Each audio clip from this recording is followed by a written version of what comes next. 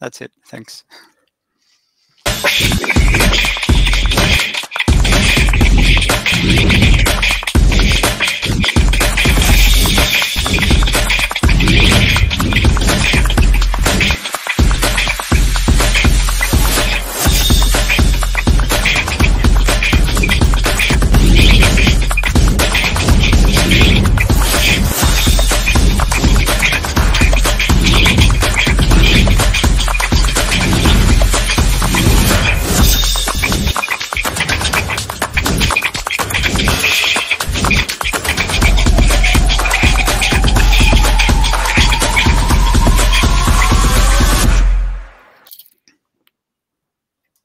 Good afternoon. Hello, everybody, and welcome to the ICPAC Finance Leaders CFO 4.0. We're very excited to have you all with us today. We have an absolutely action-packed afternoon.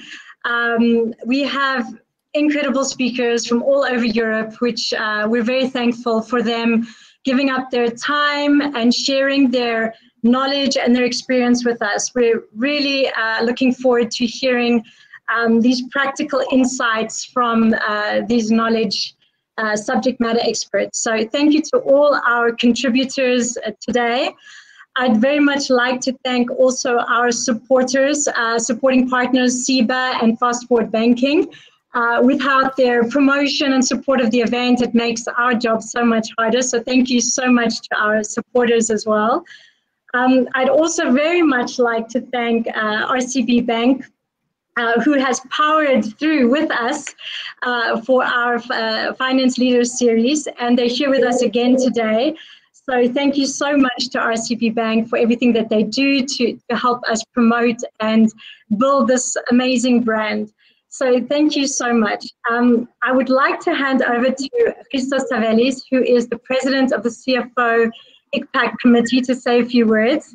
I'd also, before handing over to Christa, I just wanted to say a big thank you to the CUBE team that have done an amazing job, Marta, Angie and Noor, that have done a phenomenal job in getting everybody here today. So thank you so much to the team. And Christa, handing over to you. Thank you. Thank you, Lily. Good afternoon to everybody.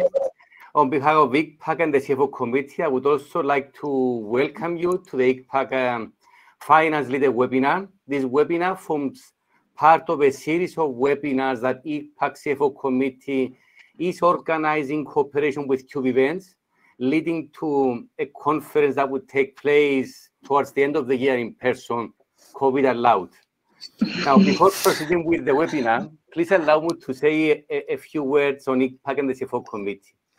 Now, our committee was established 6 years ago under the umbrella of ICPAC with the aspiration of creating a channel of communication with the CFOs and finance people in general.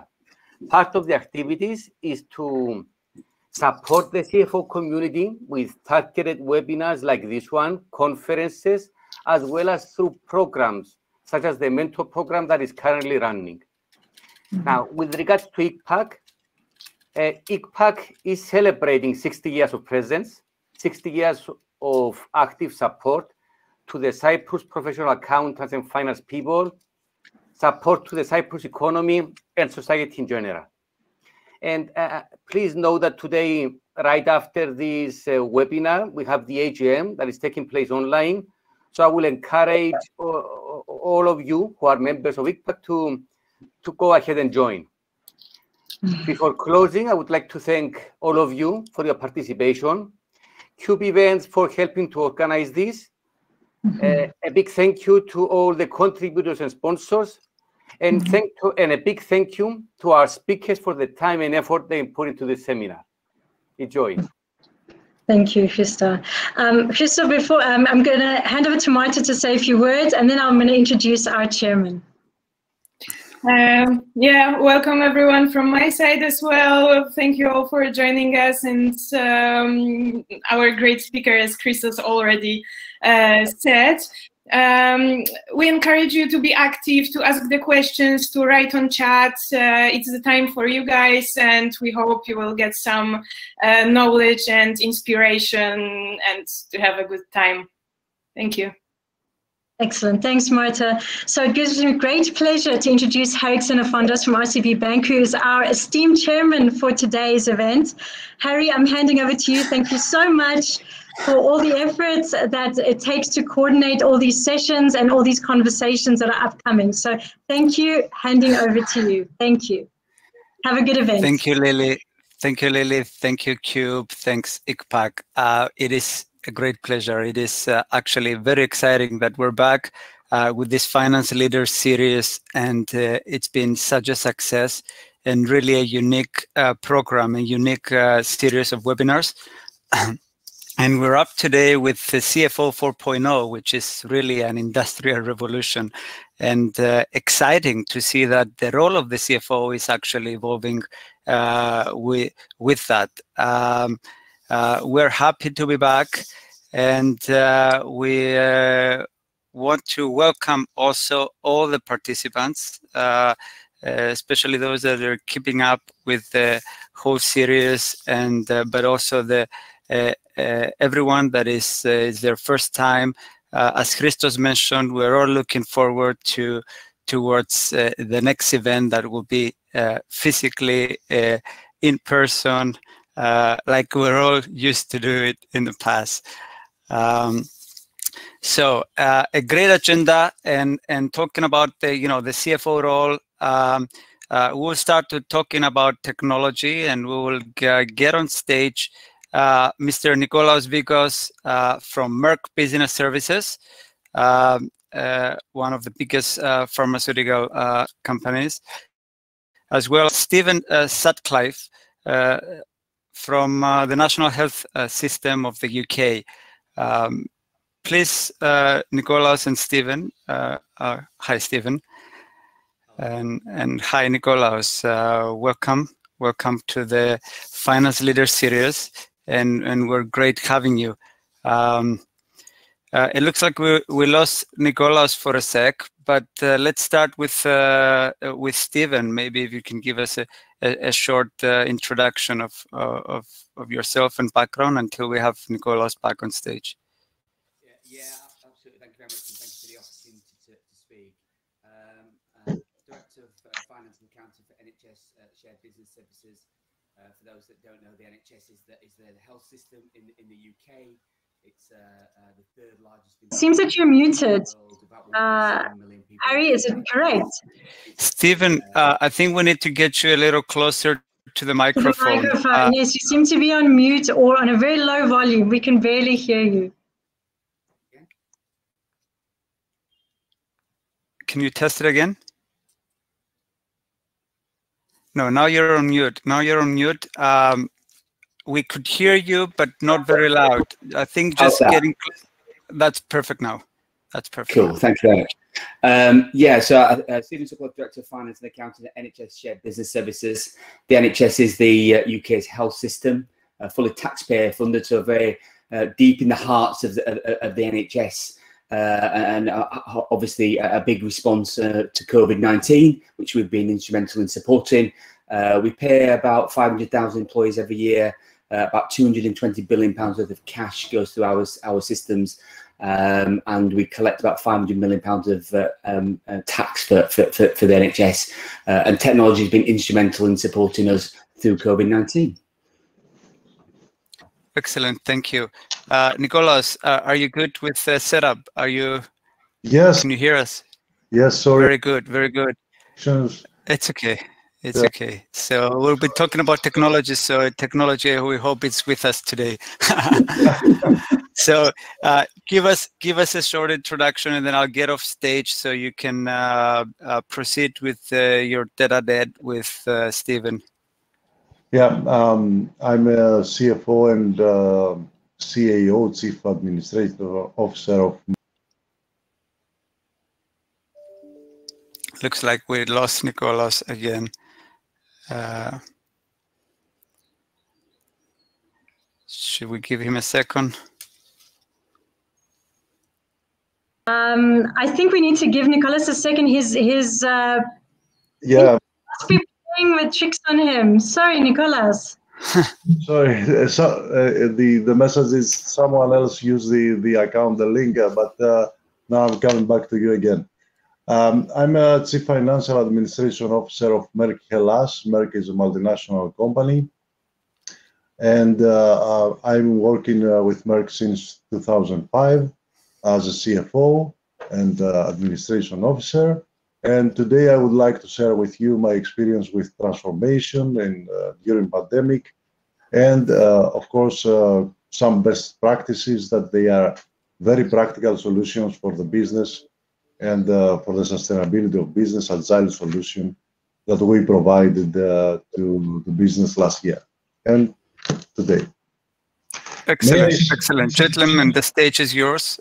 Please, you may start with questions. May I start with a short presentation of Merck, Stefan, or would you like to start in the discussion? Go ahead, Nicholas. Okay, thank you so much. So,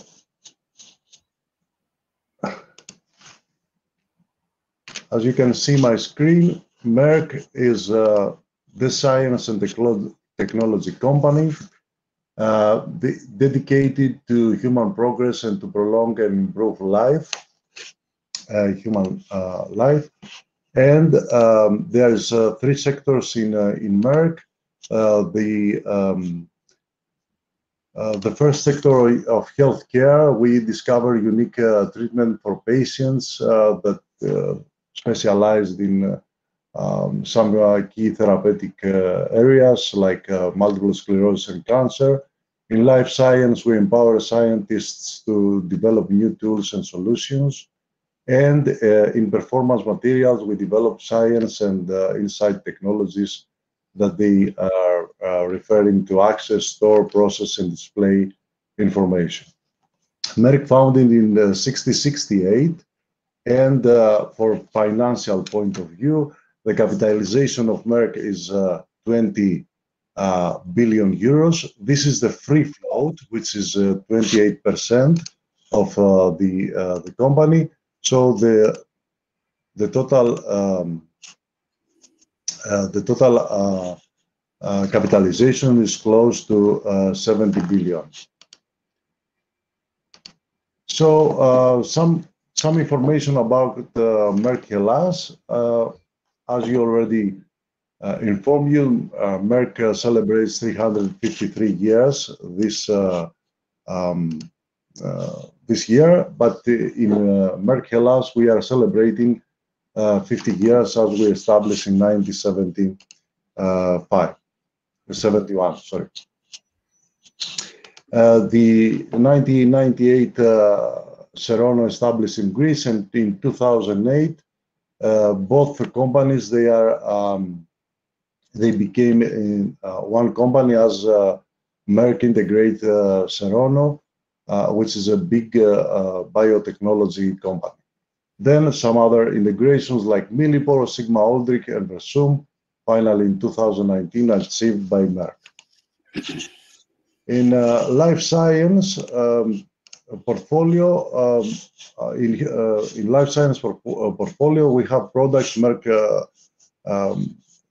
share products with customers in a field of research solution, applied solution, and process solution. And as said, in healthcare, we are focusing on therapeutic areas of multiple sclerosis, oncology, fertility, hormone growth, and in thyroids. So coming now to our organization in Greece and what, of course, some practices from multinational company, from corporate, that already cascaded down to countries. The first point during the pandemic was to stay resilient. All the employees, the health is the most precious thing, and as long as we stay healthy and safe, the key priority was to continue in business and in sustainable and potentially, if we can grow, to achieve that. Launches of Mavenclad and Bavencio, two big brands of Merck in oncology and in multiple sclerosis, achieved in latest 2020 in 2021 in Greece, and we effectively communicate all changes during the transformation of business and operations due to pandemic. The key and the important stakeholder for all this transformation was the people. So the first thing in Merck, and one of our values, is to respect people, and based on that, diversity and inclusion was our one more priority during the transformation, and recognizing the employees' contribution and motivate them, all people around the globe, and have interaction with many stakeholders around the globe, either in Asia or in Europe or in US. The main objective was to collaborate and keep the business upward and the growth of profitability. So some digital transformation that we achieved in Merck is the K2 purchase to pay digital application, where the employees, they can submit any application for investment in fixed assets, in expenses, and very quickly these expenses, they are approved and then uploaded to the ERP system. Of course, the tax compliant My Data is another project that we run in Greece, and it's in alignment with Greek government legislation. M-Smart, this was, and I'll come back to you in a later slide. There is a great solution because many of the information, financial information, they are available to employees to see their achievement and compare the financial data of their performance. T&E in Concur was the expenses, and all the employees now with their mobile or iPad or whatever, they can submit very quickly their expenses, and then these expenses automatically they are registered as an accounting record in the ERP system. Of course, the ERP system needs some upgrade elaboration, and we have achieved that. Teams Planner is our main tool. All meetings, calls, schedule activities, they are coming through Teams Planner, and of course, Teams provide a huge, let's say, convenience for storing data, information, etc. And some other tools like eSign, elaborating on many documents, either internally or documents that they are referring to external stakeholders. This is a view of M-Smart. We have a common application, digital application, where the employees, they can find out the sales which uploaded on a daily basis, and especially the employees and the teammates in the field, they can find out what they achieved every day. Operating expenses and elements of income statement, balance sheet, and cash flow statement released on a monthly basis. Key performance indicators and data from CRM on a weekly basis.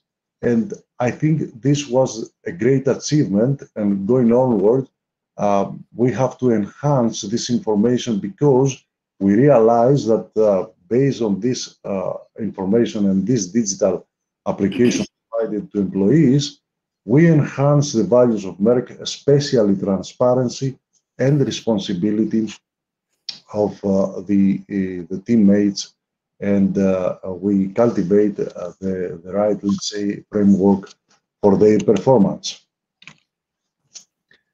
The K2 tool, as I said, was a great solution, especially for people that they would like to manage an accounting information for expenses, investments in assets, etc.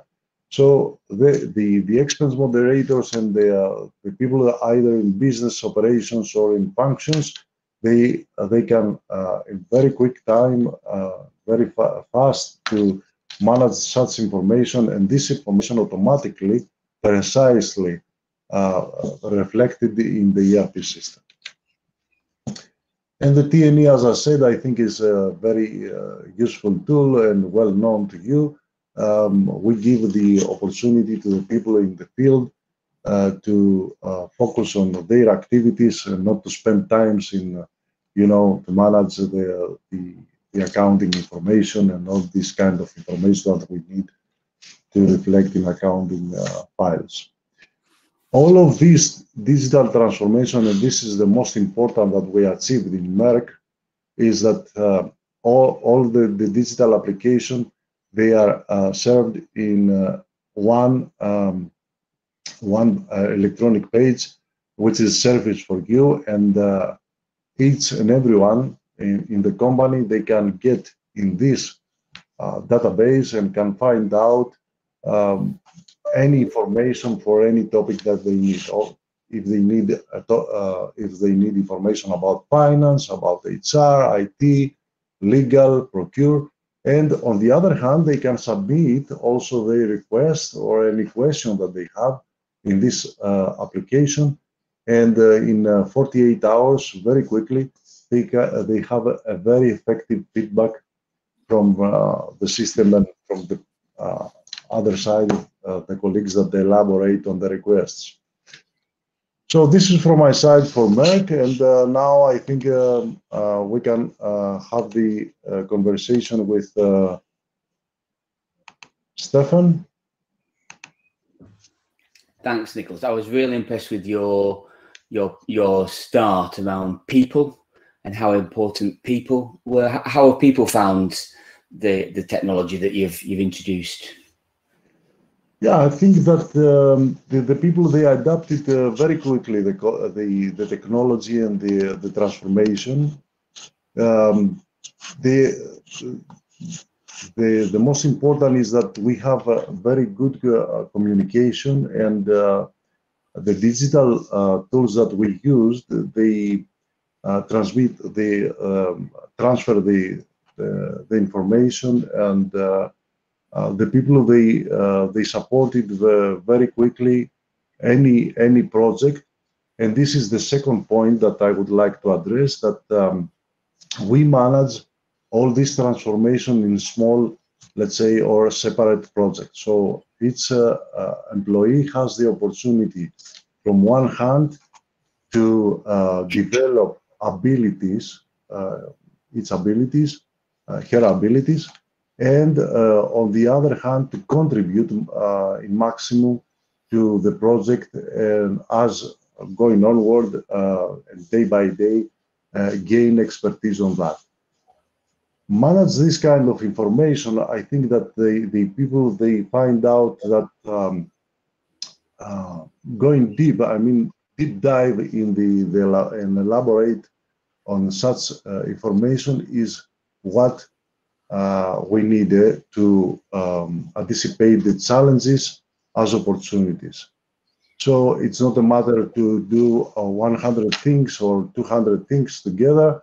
It's a matter to do some things, but very effectively and efficiently. This is what we get as a feedback from employees, and we try to manage the disruption of the pandemic and avoiding interruption. So not only we manage based on this transformation, not only the employees understand very well what they should deliver, but also they can contribute in maximum to manage the disruption, and compare 2020 to 2019 year over year, let's say, we have achieved growth in sales and in profitability. So I think it was a great achievement, especially in a period where a lot of lockdown in a VUCA environment, I mean, a very volatile and unpredictable environment, we can manage such challenges. I mean, I'll just pick up and give you the example from the NHS, because people's very important for us. You know, and you know, I've been an accountant now for 25 years, and it's not really changed too much in my 25 years. But technology, just as it's changing our day-to-day lives, is changing our future lives, and it's changing our business lives. And we've certainly been on a digital transformation for the 5 or 6 years that I've been with NHS Shared Business Services. And during that time, we've done lots around the technology, but what we've done is very much concentrate on our customers. So we've delivered efficiencies through that automation, so we've halved the cost of transactions. We've improved our net promoter score from -55 to +29 in that time. And we've also increased our employee engagement from 51% to 74%. Probably our standout automation has been around robotics. So we've got about 130 robots running various processes, about half of our 850 processes. That's saved around 500,000 man hours. But more importantly for me, it's given consistency, quality, and resilience. And if I look at what we needed to do during the last 12 months on the back of COVID-19 and supporting the health service through the amazing job that it's done in the UK in terms of responding to COVID-19, making sure suppliers continue to be paid, the economy continued to happen, the doctors and nurses had the right equipment to make operations and deal with COVID-19. We've got one day in NHS history, April the 1st of last year, £21 billion worth of cash was moved around the NHS, and that wouldn't have been possible without automation and technology and great people. During last time, we home enabled our 1,000 employees to work from home, and despite us maybe in the past thinking that our processing teams couldn't be trusted working from home, guess what? They delivered an amazing job. I haven't been in the office now for 18 months, and we're still delivering that fantastic job for the NHS. And that, for me, that concentration on employees, our clients and customers and end users, and making sure technology supports all of that whilst delivering great efficiencies, enabling people to concentrate on the right thing is absolutely the right thing to do. Good. Got a couple of questions in the chat, Nicholas. One for you around how do you improve expenses? How? Come again, please. Sorry. How do you approve expenses? How do we approve the expenses, you mean? Yes. Yes. So yes, in the K2 tool, first of all, everyone should submit a PO, a purchase order, a purchase request. So this purchase request now it's from a hard copy transformed to a digital one.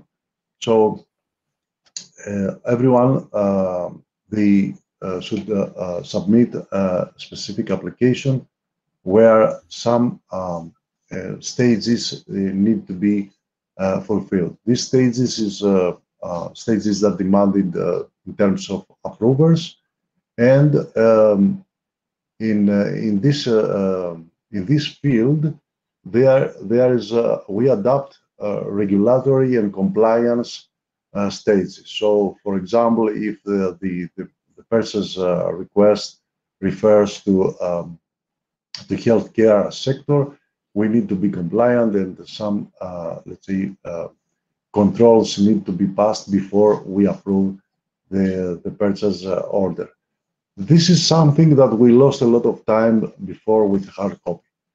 Then once the purchase request electronically receive the right codification from the compliance or the controls that they need for healthcare, then provide to the next stage, and in the next stage approved by the management team that is responsible for that. And of course, controlling and the budget owner, they are aware about that. So once they submitted, then the purchase request became a PO, once approved, and then once approved, they transferred to the team who matched the invoices with the purchase order. And then once they match it, this is produce the accounting, let's say, entry in the system. I think very good. Yep. Thank you, Nikolaos. One of my role is part of my role is also to be cautious on time.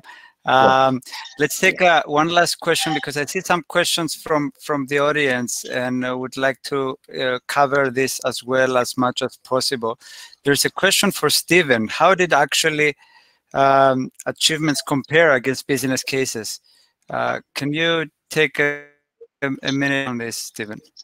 Yeah, so pretty positively. I think we learned a lot around particularly robotics. It certainly wasn't as easy as the vendors might suggest in the early days, so we didn't deliver the benefits as quickly as we thought we would do. But over time, we learned we're in the top 2% globally for our implementation of RPA, and we've delivered significant benefits on the back of that, which for us, what's really important is we can put that back into patient care.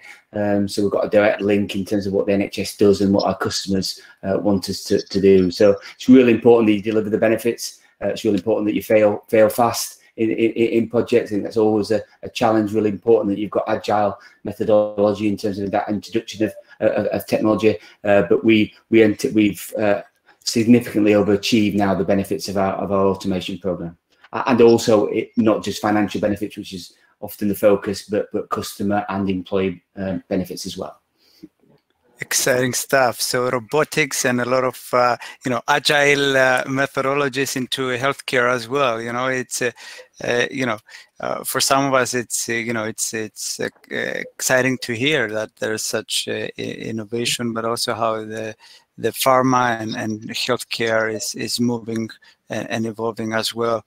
Thank you both. Thank you for a great discussion. I'm going to have to move on into the next part of our webinar. Thank you. Thank you. Thanks. So I would like to welcome on stage our next speaker, which is Midar Mitic from Konen & Nagel, one of the biggest transport and logistics company, which is such a pleasure to have Midar here with us. Hi, Midar. How are you today? Hello, how are you? Pleasure to speak at the event. Yeah. Yes, for sure, for sure. One of the greatest things that CUBE achieves in every event is that we have such a diversity of speakers from all around the world, and this is amazing. So thank you for joining us. Yeah, today I'm greeting you from a partly cloudy Prague, but it's a wonderful city. So yeah, no reason to be in a bad mood. Even cloudy, I bet Prague is amazing, and a lot of us would love to be there now, especially after having so long to travel. It's like even if you sit us on a plane and go nowhere, we will be happy. Yeah, I myself also didn't travel for quite a long time, so it will probably be a surreal experience once I sit in the plane again. Yes, for sure. All right, I'll leave you on to and not waste any more time. I see you already have some slides up with fear of missing out, so the stage is yours. Yeah, good. Today, so I thought it would be good to tackle a subject in a bit more broader way. First of all, I would like to thank you for organizing and the entire CUBE team for organizing such a wonderful event. I thought it would be quite useful for the listeners and participants to hear a little bit from the side of someone who did innovation for a long time. So that being said, maybe I introduce myself first. A little bit about me. So I'm currently a CFO of Konen & Nagel Czech Republic. As Harry said, Konen & Nagel is one of the leaders on a global freight forwarding market. And previously in the same company, I had the role of a global process owner for finance. So I was responsible for complete process management, change, innovation for the entire group of Kühne Nagel that counts about 85,000 people. And attached to that, I was also responsible for the leadership of finance global business services that we had currently in 5 countries worldwide, and in about 1,000 or so employees employed in these 5 locations for working for finance only. So for a long time, finance innovation was my primary job, and still I do some process and innovation consulting for various industries. So I can say I'm still quite up to date with the topic. So first, let me maybe show you what I would like to speak about today. A little bit about the challenges that the companies face when it comes to the financial innovation.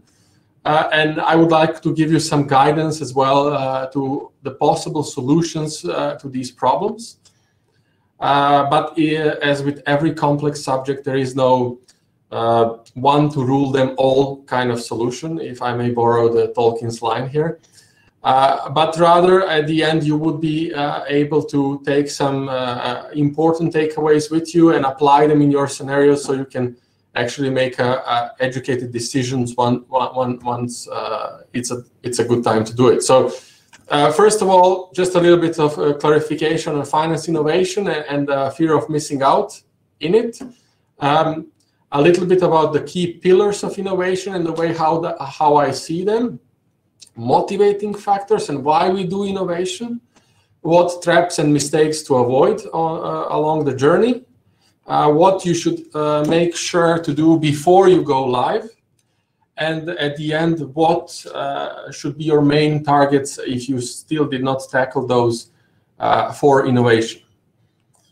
So starting out with a small clarification, finance innovation is a very broad subject, I think, and depending on who you ask and with who you speak, it might have a very different meaning. So for the people in the finance industry, banks, insurance, investment funds, finance innovation probably means coming up with a new innovative product offering that you can offer to your customers. Since I come from a service industry, as a finance executive from the industry like this, and for most other people probably, finance innovation is primarily applying internal and external facing solutions and changes in order to perform current tasks in a better way, or more reliable, more productive way, or coming up with a completely new added value services that were not possible with the existing technology. And I will talk about examples in a few slides.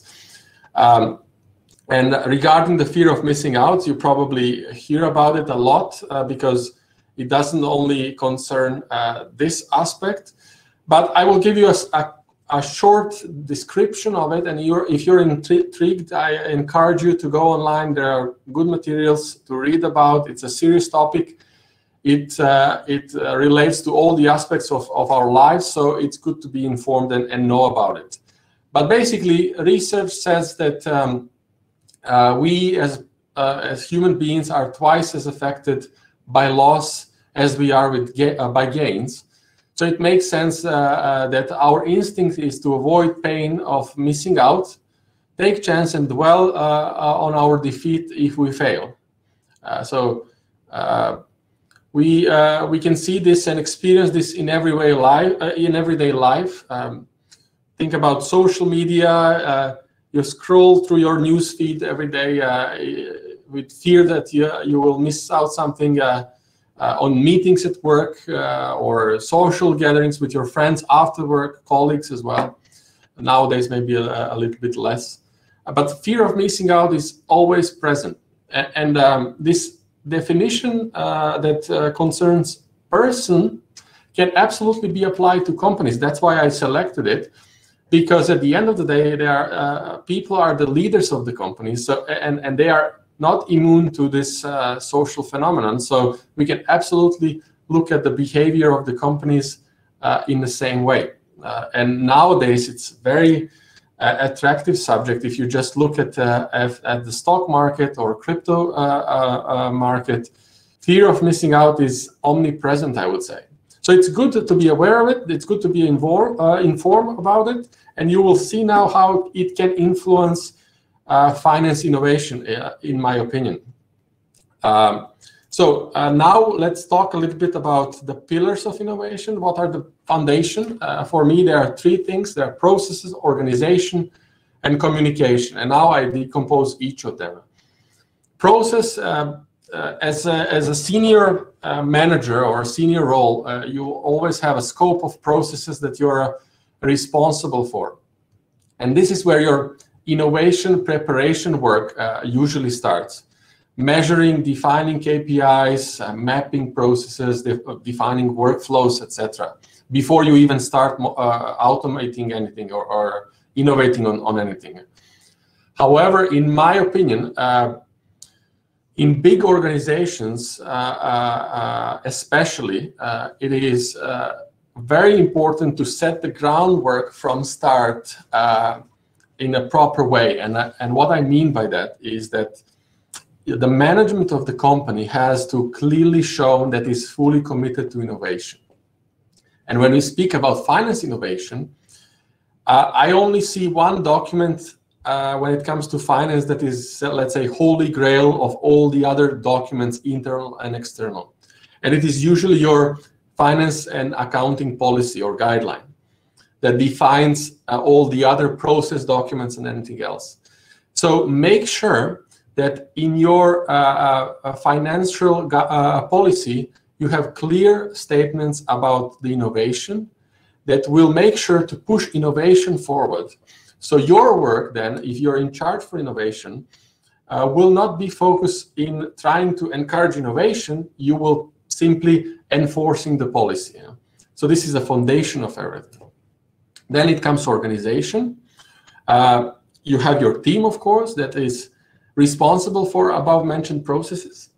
And here it might seem simple when you say basic people management, but sometimes, however, this is particularly challenging, because innovation can oftentimes close certain positions that were previously needed, so people can feel jeopardized.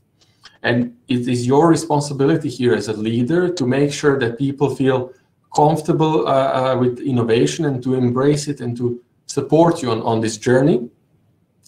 Because more times than not, innovation can, yes, close certain positions, but usually it opens completely new one, and usually those new positions are more qualified than the previous one. So people can feel or see an opportunity for a personal growth as well in this area. And let's face it, no matter how automatized your process is, there will always be a person at the end that will need to control it or support it. So you absolutely need your team to be fully on board with the innovation. However, there is another aspect when I say organization, because of course finance, as you all know, is interwoven with all other aspects of your organization. So you have to think about it carefully. Who are your stakeholders outside of finance, and to get their commitment, their consent and support on your projects. And finally, communication is the last pillar, something that connects everything together, connects people, teams, companies, and everything that we do. And it is, from a very beginning, it is very important that your communication regarding the change or upcoming change is 100% clear, and everybody knows what is going on. And I encourage you to use here very simple language. Don't use these new words that people will need to Google after you send them an email. This will not help you in the acceptance process. And to communication, there is also one other important aspect, which is understanding your internal communication paths within finance, how your processes are intertwined, who communicates with who. So you can then basically, when you have this understanding, you can try to innovate on. And this is very hard. It seems simple, but sometimes communication between people cannot really be predicted every time. Sometimes it's formal, it's written, it's verbal, it's even non-verbal. So take extra time to understand your communication, at least internally within your teams and within your processes, and this will help you for the future. Because in the future, communication lines that you currently have might look very different. You might create completely new one, and in the future, your team, your people might communicate with robots, or robots might communicate with your team, or robots to robots. So think about this, how you will change the communication as you move forward. So those were the pillars of innovation. Make sure to tackle them before you start with the innovation. And now let's see why we do innovate. What are the triggers for the innovation? And I try to organize these in a little bit logical way, at least when it comes to financial view, us from finance. Usually for us, reducing transactional cost of financial organization is a big motivator. In many cases, technology can eliminate manual and costly steps in the process and significantly reduce your costs per transaction in finance. And if you have a big organization with centralized back office activities, this is particularly attractive. And finance is a support function of the business. Hence, for you, reducing internal costs will often be one of the biggest priorities. The second one is increasing efficiency. And this is strongly tied to the first one, but not exclusively. Of course, you can lower cost with increased efficiency. Basically, if you have, if you do things more quickly with a certain fixed cost base, your overall cost will be lower. That's basic math. But increasing efficiency doesn't always mean lower cost. And sometimes they are even contradictory. Sometimes you invest in efficiency to gain certain benefits you didn't have before. Your higher response times to certain requests, your SLAs are lower, you have real-time updates for the customers, for internal stakeholders, etc. So it's okay sometimes to have higher cost, but you achieve higher efficiency of your processes. Next one would be improving financial KPIs. I will not go into details of what are the financial KPIs. I assume you know what your KPIs are, but I will just give you a short example that will, in a good way, explain what I mean. So, for example, if you look at your working capital, let's say, and you're trying to innovate in this space by developing or purchasing some solution, let's say, in collection that can make collection much faster, send maybe reminders based on some automatic analysis, and even maybe do robocalls nowadays. This is also possible. Do basic robocalls for collection. So what this will do for you? For sure, this will probably improve your net working capital, maybe improve your DSO, and in other words, improving your KPIs. And example like this you can find in many aspects of finance as well. Next one would be reducing manual input and error possibility. This is also a big one. So I bet often you hear a term human error, referring to the fact that every person makes a mistake, and that this was a time that this person maybe made a mistake. And this can, of course, happen. You cannot blame a person that who makes a mistake every now and then. Everybody does it. So you can standardize your process. You can remove some of the waste steps. You can increase controls. And by doing this, you can remove some of these errors or possibility for the error.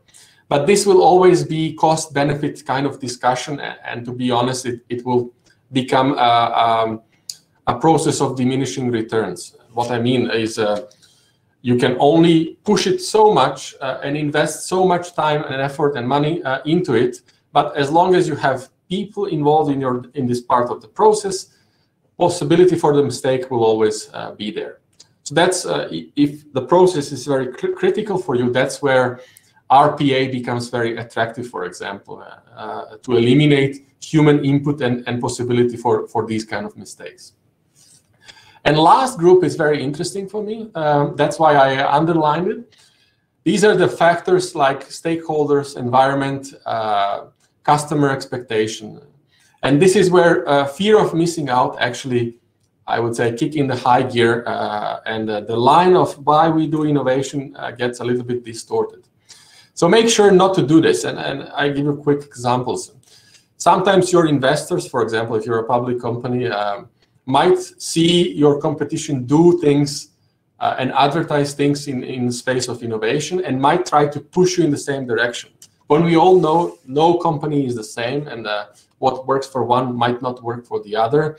So sometimes there are cheaper and more efficient options to come to the objective that investors are looking for, whether it's higher profit margins or market share, etc. So making expensive investments into innovation sometimes just for the sake of replicating and going with the flow might not be good, and you have to think about not to do it just for sake of that. Same is for the environment. I think every company nowadays have the carbon neutral strategy, and you can. It just goes to show you that now you cannot avoid it. You absolutely have to invest and innovate in this space because everybody else is doing it. And to be clear, this example is actually a good thing that companies are caring for environment or have to care about the environment.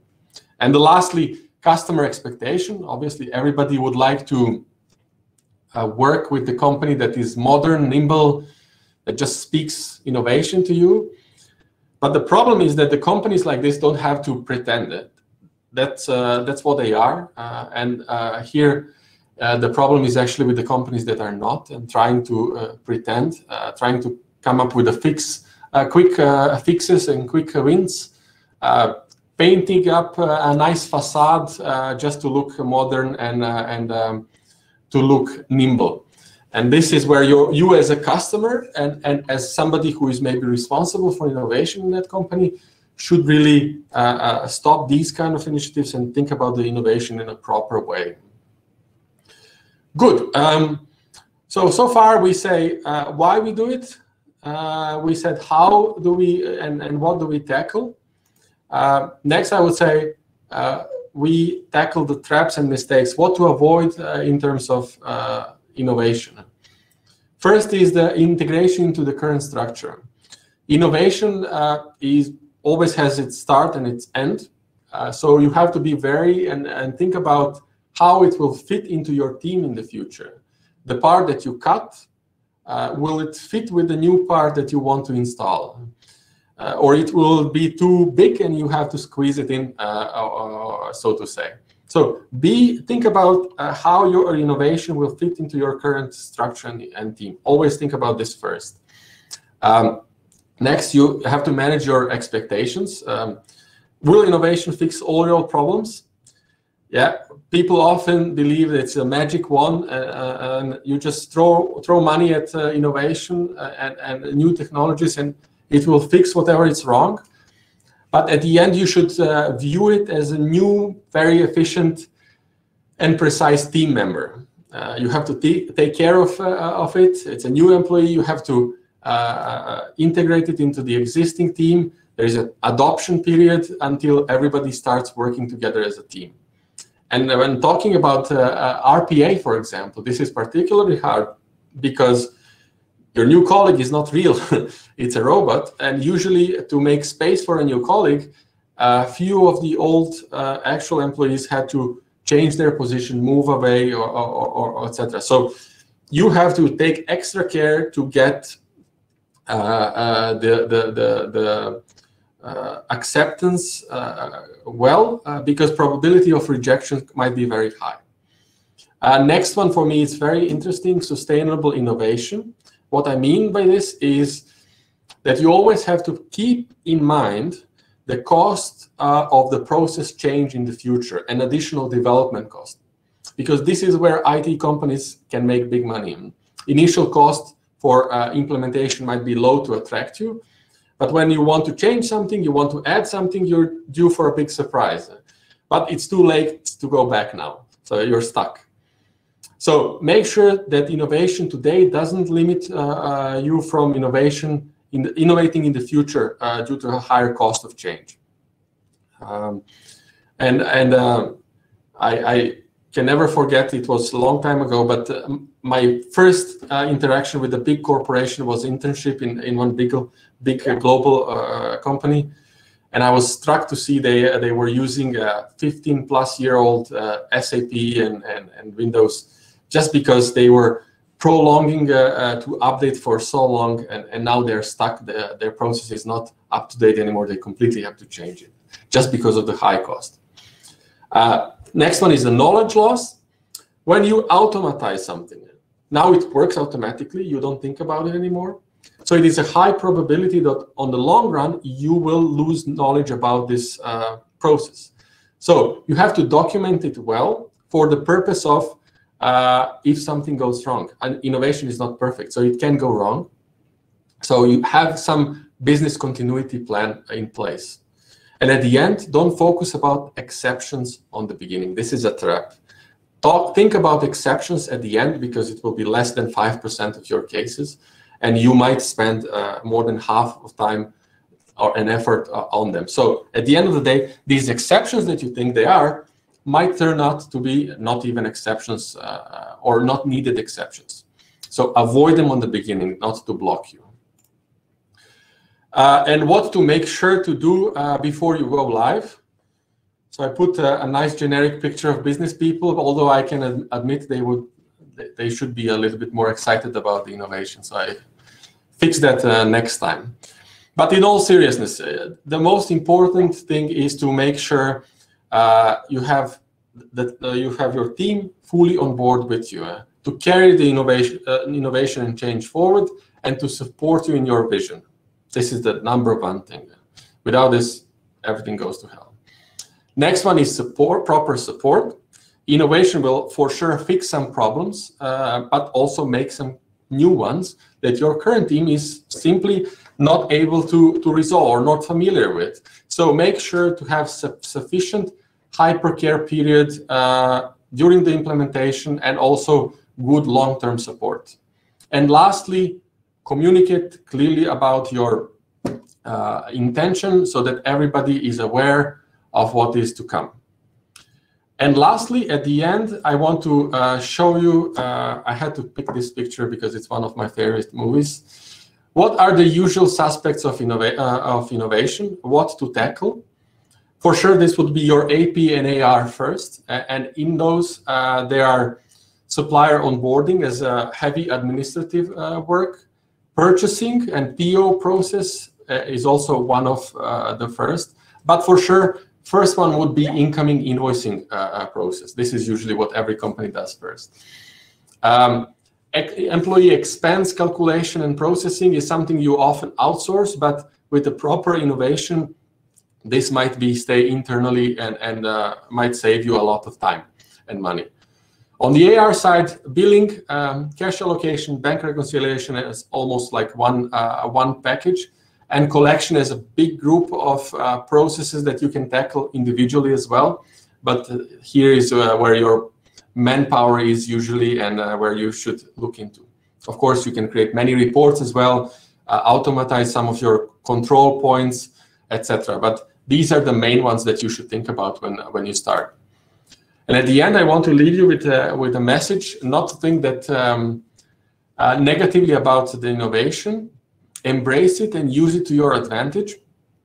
But be very well informed and mindful of what is possible and what is not possible, so it can help you make a right decision at the right time for your particular case. So innovate when it is the right moment and with the right technology. Don't replicate other people's solutions.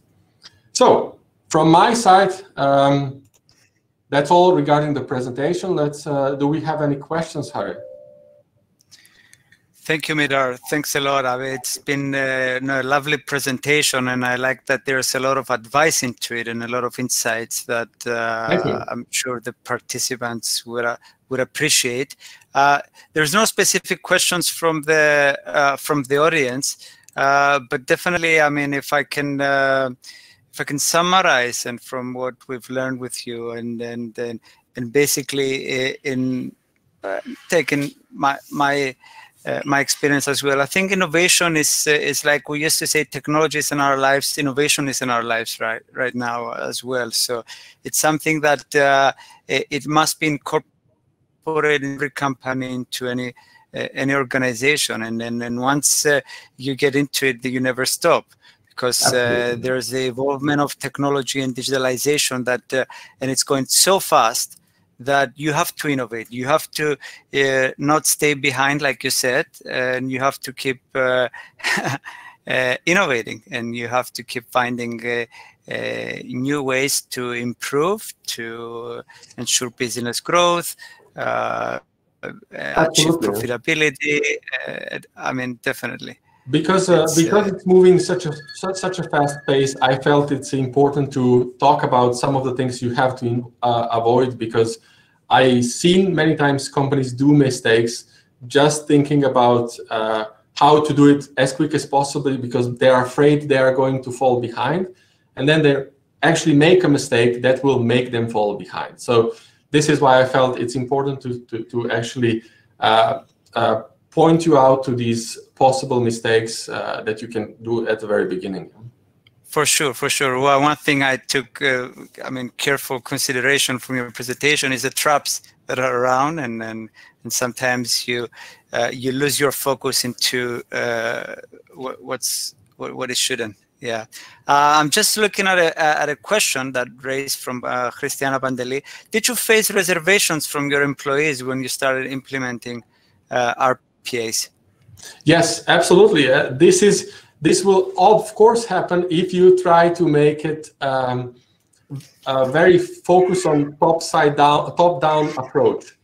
I feel that if you have a top-down approach when it comes to RPA, you will certainly fail, because your management does not know how the process actually works. They know the essentials, but the lower level, the teams, actually perform the process. So they have to fully, that's why I said they have to fully embrace it, because for the developers of the RPA, they are the input. If they are not on board, they will not give a correct input, and then your solution, no matter how willing you are to succeed, it will fail. Excellent, for sure. I mean, you have to empower, you have to provide, incentives, mobilize your employees. That's definitely important. Thank you. Thanks a lot, Mitar. We're going to have to move into the next panel discussion. It was lovely having you. In the meantime, while we're getting on stage our lovely panelists, let me remind you that there is a poll section where you can submit your vote. And so please take this time, take an opportunity to vote. And then maybe right after this panel or the next, we'll spend maybe a couple of minutes to go through the results. Very good. I see my panelists coming up on stage. So we're a total of 6 today. So it's a, the success of our event is making it even, greater with more speakers. In this CFO 4.0, you might have noticed a focus a lot on pharma and pharmaceuticals. So we have here today with us Giuseppe Malanga from Roche. He's the CFO and basically Director of Finance and IT, as well as Business Operations. Welcome, Giuseppe. Thank you very much. Thank you very much, everyone. Also from another big name in the pharma, especially one of our leaders in pharma in Cyprus, Michalis Charalambous, the Finance Director of Remedica. From the retail industry, we have from IKEA, Dimitris Basiudis. Dimitris Basiudis has been many years the CFO and business navigator, and now he's been moving to a new role in Sweden, focusing in the business navigation, which is clearly the evolving role of the CFO, and we'll talk about that shortly. Hello, Haris. Dimitri. As well as we have Haris Papakyriakou from retail, where it's the CFO of Papandoniou Supermarkets. Welcome, Hari. Papandoniou is now one of our top supermarket chains in Cyprus. Alexandra, hi. We have Alexandra Buscau with us. Alexandra is from Romania and coming from one of the biggest automotive manufacturers, especially in regards to car electronics. Yep. Alexandra is the head of finance and controlling at Hella. Thank you, Harry. Welcome, Alexandra. And last but not least, we have Ryan Turton, all the way from South Africa. Yes, so thanks, Harry. I think he's the farthest away, but he's on the same time zone. Hi, Ryan. Hi, thanks, Harry. Thanks. Yeah, it's good. It's good to be able to participate today and to represent South Africa and the African continent as well. Excellent. So thank you. This really makes a global event. Ryan is the Senior Vice President of Finance Market Access at Imperial Logistics. So Imperial Logistics is, again, one of the, it's a listed company, actually, and one of the biggest in logistics, I think serving all over Africa, maybe in more than 8 or 10 countries, right? Yep. Yep. Very good. Very good. So if I may start with our topic, definitely, and as part of the whole agenda of the event today, is the role of the CFO. I mean, we've seen it as an industrial evolution and basically moving away from controlling and budgeting, but into a more strategic role. Can I start maybe with Dimitri?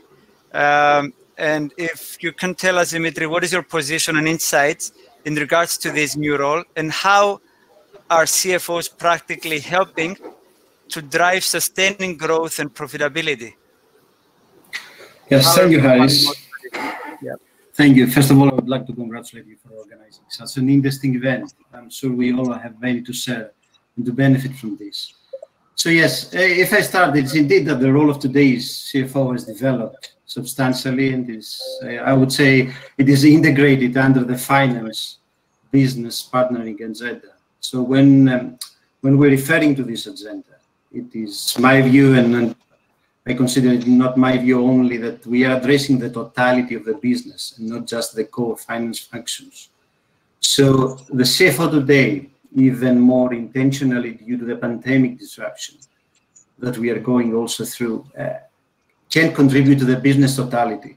So it's not only going through the traditional finance functions, but also delivering financial reporting and connecting it to business strategies. So we can say market position or expansion, differentiation strategies, etc. So it's also assessing the financial reporting impact on business performance, and that would be efficiency reporting.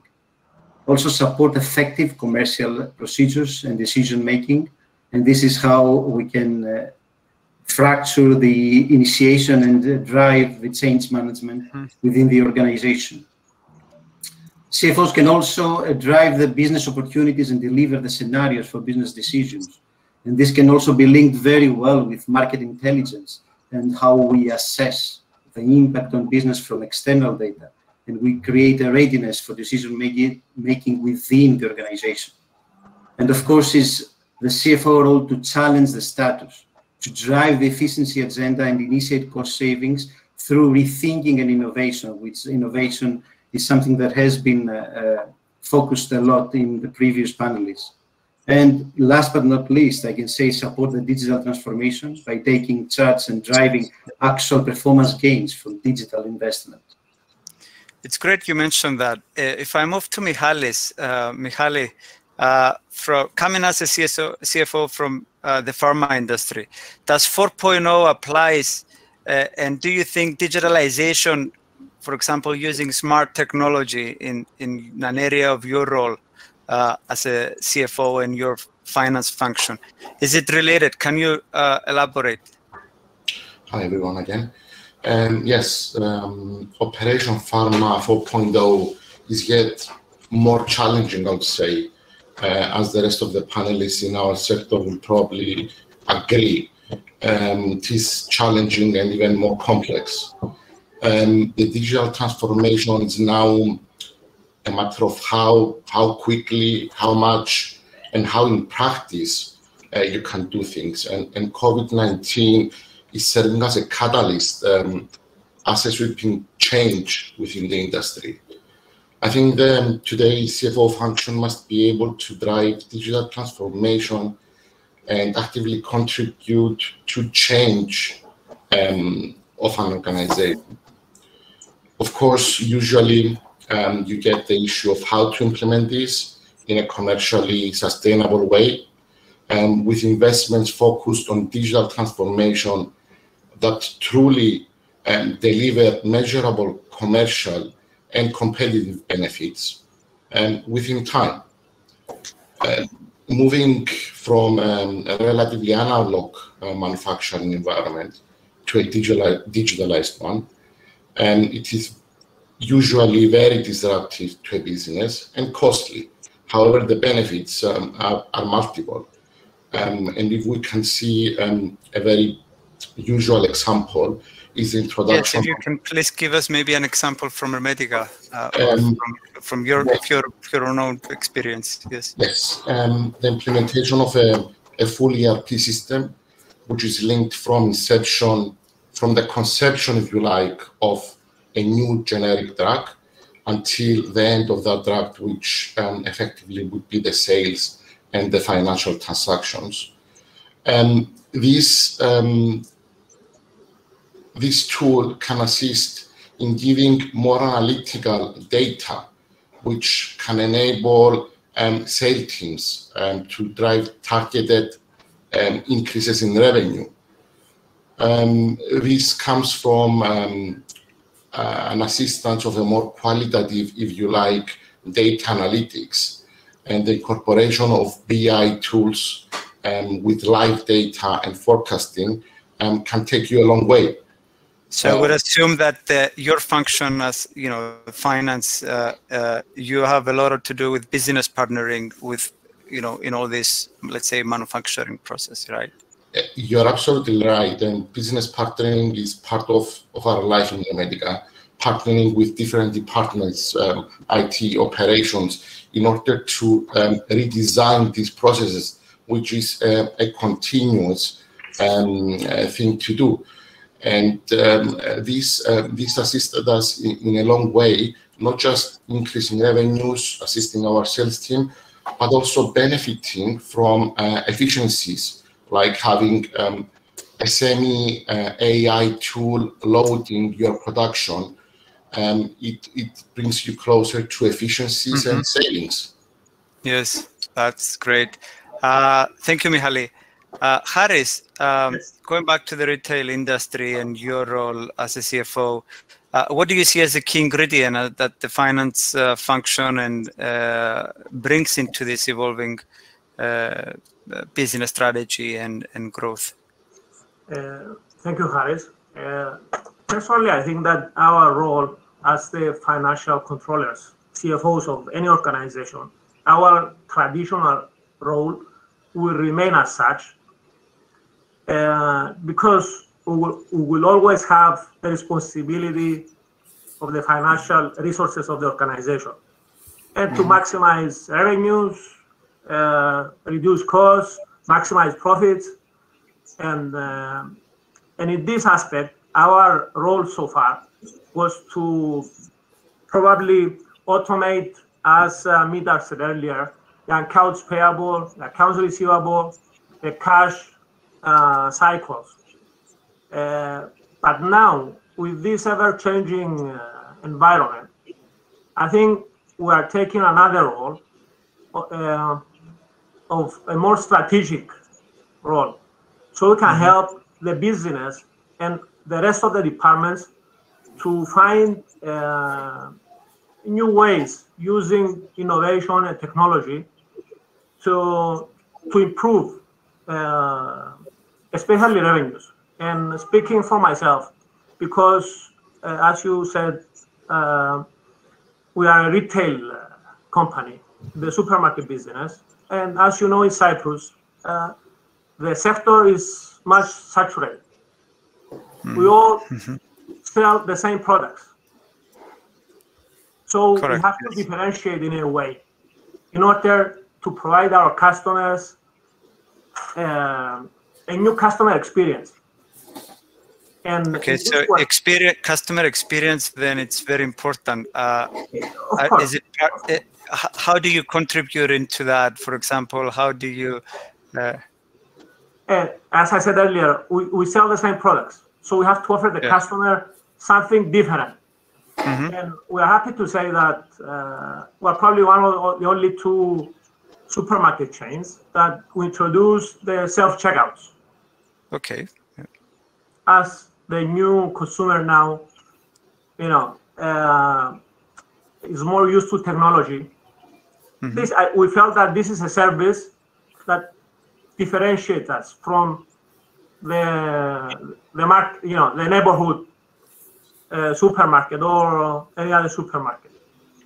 And again, as mentioned earlier, partnering with other organizations such as yours, we offer the cash at post. So that when a customer comes to shop, we offer them cash at the cash terminal, at the post. They don't have to go to the ATM to throw cash. We can offer that to them while they shop. So maybe these are small things, technological, but for us, it's a customer experience and a customer service. For sure, and it's the little things that count at the end of the day. The payment, online ordering and online payments.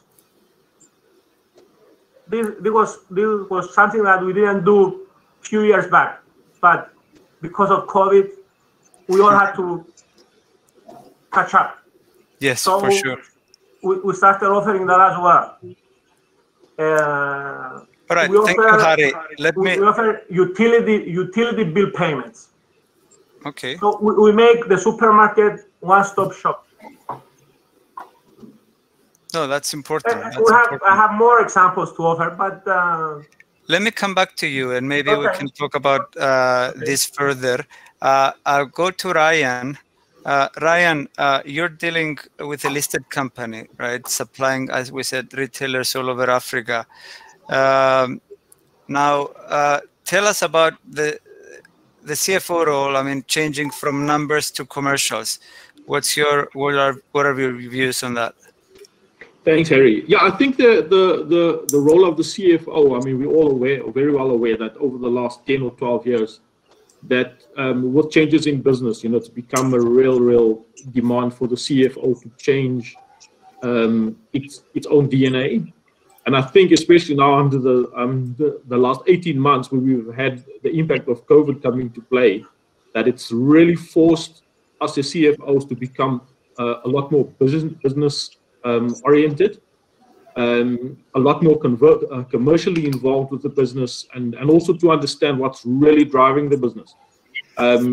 Not forgetting, I hear what the other panelists have said, you cannot forget what your traditional role is, and that's really important. But you also need to now become a lot more involved with the business from a commercial perspective, to really drive strategy in the business, and not just financial strategy. Harry, I think it's important that you drive together with your CEO the commercial strategy of the business as well. And that talks to anything and everything from identifying new revenue streams, additional businesses, and at the same time creating a strategic platform and partnering with business to ensure that you don't lose revenue in the process. We found, especially now under COVID, that many customers and many of our B2B principals, you know, they're looking for lower cost to serve, they're looking for increased service levels, and they want this at a lower cost. I think the CFO... So how do you... you said reduce cost to serve. How do you reduce cost to serve? That sounds interesting. Yeah, I think, yes, that's a very interesting point, Harry. And I think a lot of the panelists could potentially be principals of Imperial, of our company, because we provide market access solutions for pharmaceutical distributors. And in terms of lowering cost to serve, you know, it's also about creating efficiencies in the business, identifying areas of leakages and cost leakages, particularly if you're operating across various markets on the African continent or elsewhere in the world. And then also to identify opportunities for investment. I think, Harry, a lot of times when we're looking for optimization of costs, it could potentially mean that you have to make some big upfront investments in technologies and digital tools to be able to get you there. Sometimes it's not going to become something that happens overnight. It's going to require some level of investment in costs upfront. Okay, very good. Giuseppe, if I pass it on to you, your role already has clearly the responsibility of IT as well as business operations. So we can say that maybe you're deeply already involved into a great extent. Maybe can you take us into some of the key main challenges that you're facing currently as part of this evolving role? I mean, yeah, thank you for the question, Harry, and thank you for invitation. What I would say is that one of the biggest challenges for us, without, and I fully agree with one of the comments before, I mean, the CFO is not losing what was the role before. It's just evolving. It's not that the previous part is disappearing. And what is the important part is that keeping the financial priority, financial surveillance, and things like that as a given. What is the biggest challenge today is to build flexibility in your company. Flexibility to manage this VUCA world, this world of with a lot of changes, with a lot of evolution, with digital that is coming in finance as in the rest of the business. And what is the main challenge in our case is to be really able to be pragmatic, be flexible, and to adapt your company, to let your company to be adapted to any new opportunities. Because if it comes an opportunity in digital services and you used to sell only products, what do? Just say, okay, sorry, I cannot get it, or you just try to be flexible to try to get it in the best possible way. So this is the part where the role of CFO became crucial, because as I said, not all the companies are ready to get new opportunities, but every company potentially can get it if there is the right attitude. So this, I would say, is the main challenge for us. All right, thank you, Giuseppe. Dimitri, coming back to you, what do you see from your experience in a global company like IKEA? What are the new tactics, let's say, techniques that our participants can utilize on their own environment? I mean, how would you advise them in order to achieve profitable growth? Yeah, thank you, Harris. Well, I wouldn't say something new. I wouldn't reinvent the wheel here. I mean, first of all, we need to say that CFO role is to drive the growth agenda and to monitor costs, which is admittedly the most direct approach to ring-fence the organization against financial challenges. However, do we think that this is the only approach to secure performance and growth? Well, navigating the business is also about improving the organizational efficiency, which basically means conducting our work in a more productive and effective manner. And to this direction, we can distinguish two main paths, interrelated, I would say. The one is that of transforming and enhancing the digital landscape, and the other is that of establishing a competencies framework for our people and enabling the shifting of capabilities across the organization. So I cannot discuss many hours for the digital transformation. We all know how important it is for our organization. So I would go directly to the second one, which is related with developing a culture of agility and competencies framework for our people, so as to shift our people according to their expertise and thus benefit for optimizing our performance. Because all about is improving our performance. And if we improve our performance, we basically sustain and develop our growth. So this will result in retaining our people, diversifying their exposure within the organization, and thus motivating them, further develop their expertise, and in this way, not losing valuable human capital. And as I mentioned earlier, optimizing our performance and improve the efficiency of the organization. Yeah, I would certainly agree. I mean, I couldn't agree more that, and it's actually a very good point that, you know, our people and let's say improving them, creating more competence and developing our people is definitely a huge element. And I like that you mentioned that, you know, becoming more cross-functional is a key factor for sure. Exactly. Maybe we can come back to that as well later. Alexandra, from your end, do you also think it's important and actually feasible for CFO to be involved in all phases of growth within other organization? Thank you, Harry, for the question. I totally believe it's very important for the CFO and very beneficial for the CFO to be involved in all the phases of a company. If I may speak from my personal experience, I was responsible in my last role with finance and controlling for a new legal entity.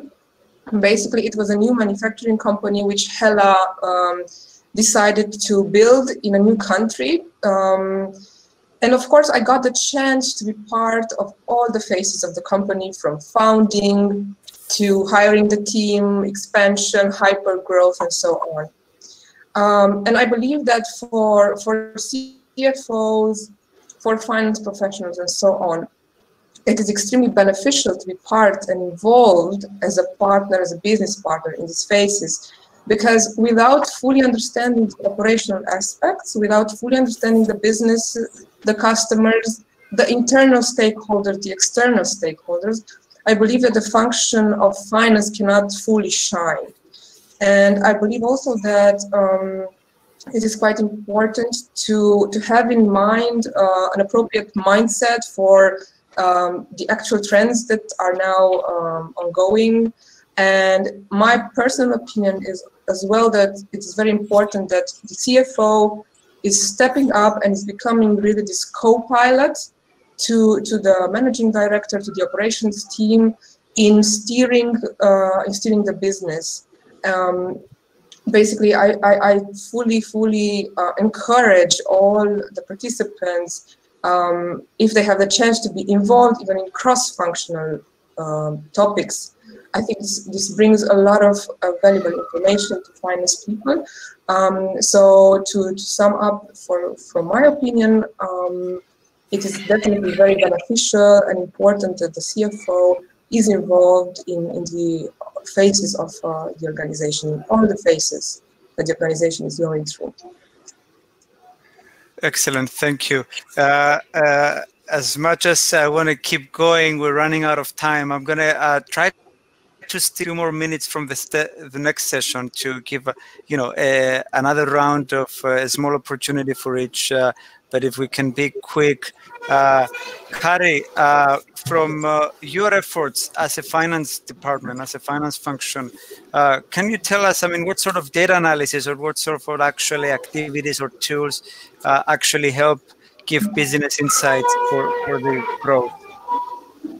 Definitely. I mean, data analysis is a very important aspect of the business, of knowing the business. And by analyzing all the information, all the data, then you can learn the business better and also help each and every department, other department, by providing them valuable information on how to improve, starting from sales to purchasing to marketing. So, in my opinion, data analysis is a very, very important role, sure. Part of our role. Yes, thank you, Harry. Ryan, very quickly, how to drive efficiencies in the business? If there's one last advice to give to the audience. I think just one last advice. I think it's just ensure you have very robust information systems that can give you information quickly and accurately. I was looking at the call on the right-hand side here, and agility came out tops in the very first question that came, which means that people's headspace is, I think, in the right place. I think having the right tools, having the right information at your fingertips that you can access quite quickly, I think is quite important in being able to drive those efficiencies and be able to make, especially forward-looking decisions in the business. Very good, thank you. Giuseppe, anything from Roche that we all want to hear? Any new things like, I don't know, robotics, AI, or something that, it's definitely, because you're involved in IT as well in operations, I'm sure there's something fascinating that we all want to hear. Give us a quick run.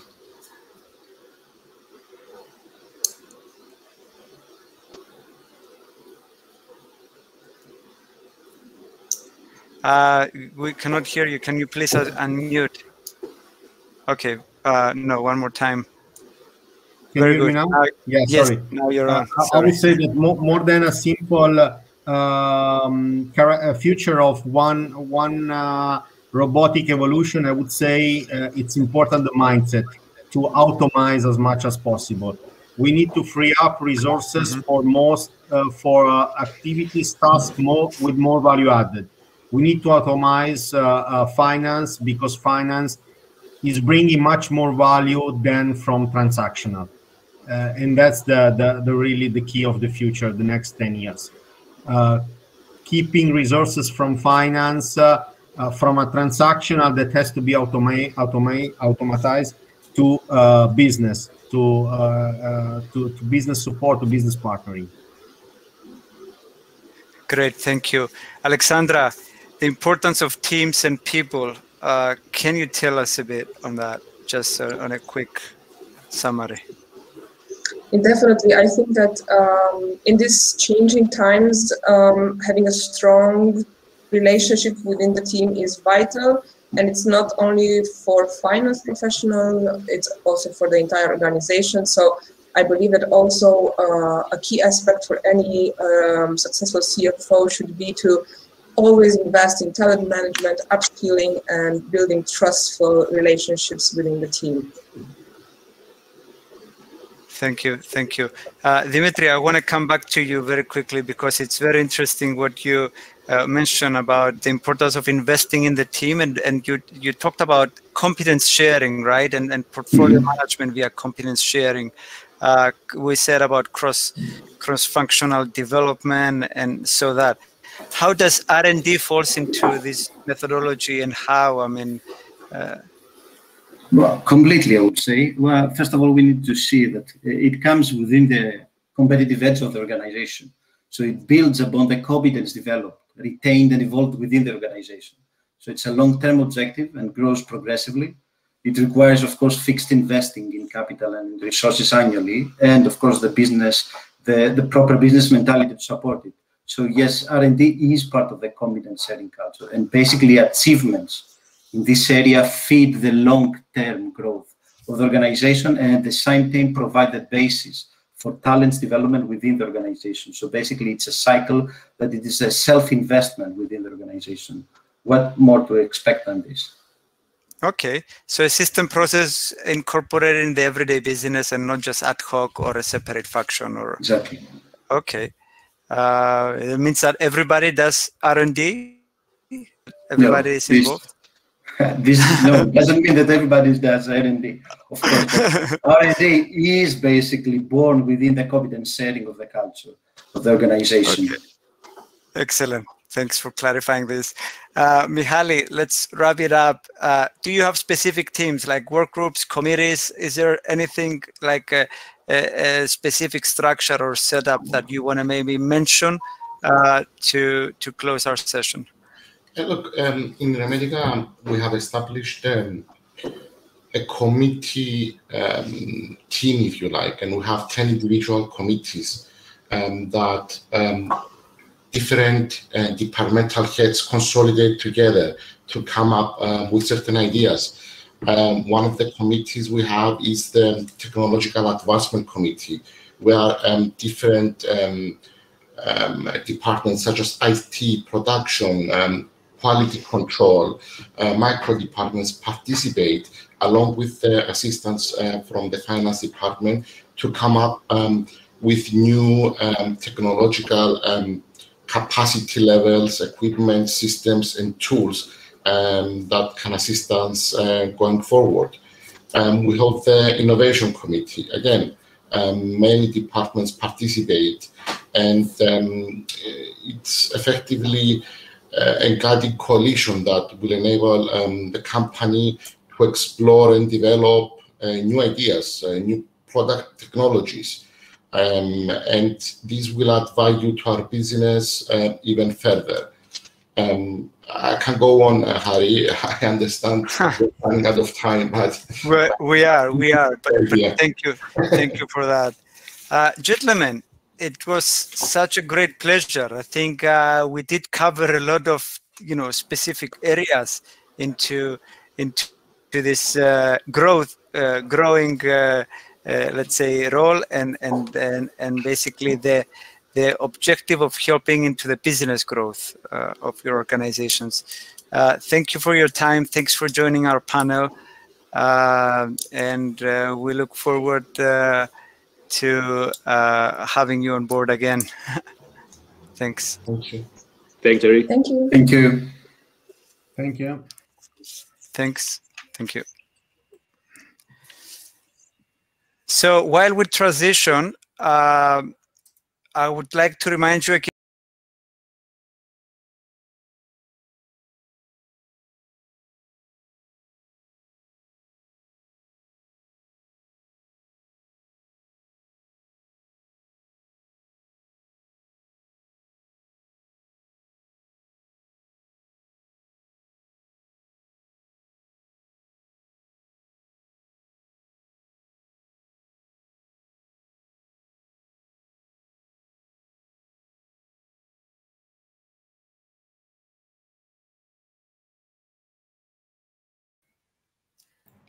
Looks like maybe I have been dropped. So please proceed with the polls. I don't know if you heard me, and we'll go through the results right after this presentation. On stage, we have Christos Iacovidis. Christos is the CFO of Tropical Division of Unifruti Group. Hi, Christos, can you hear us? Hi, I can hear you, Harry.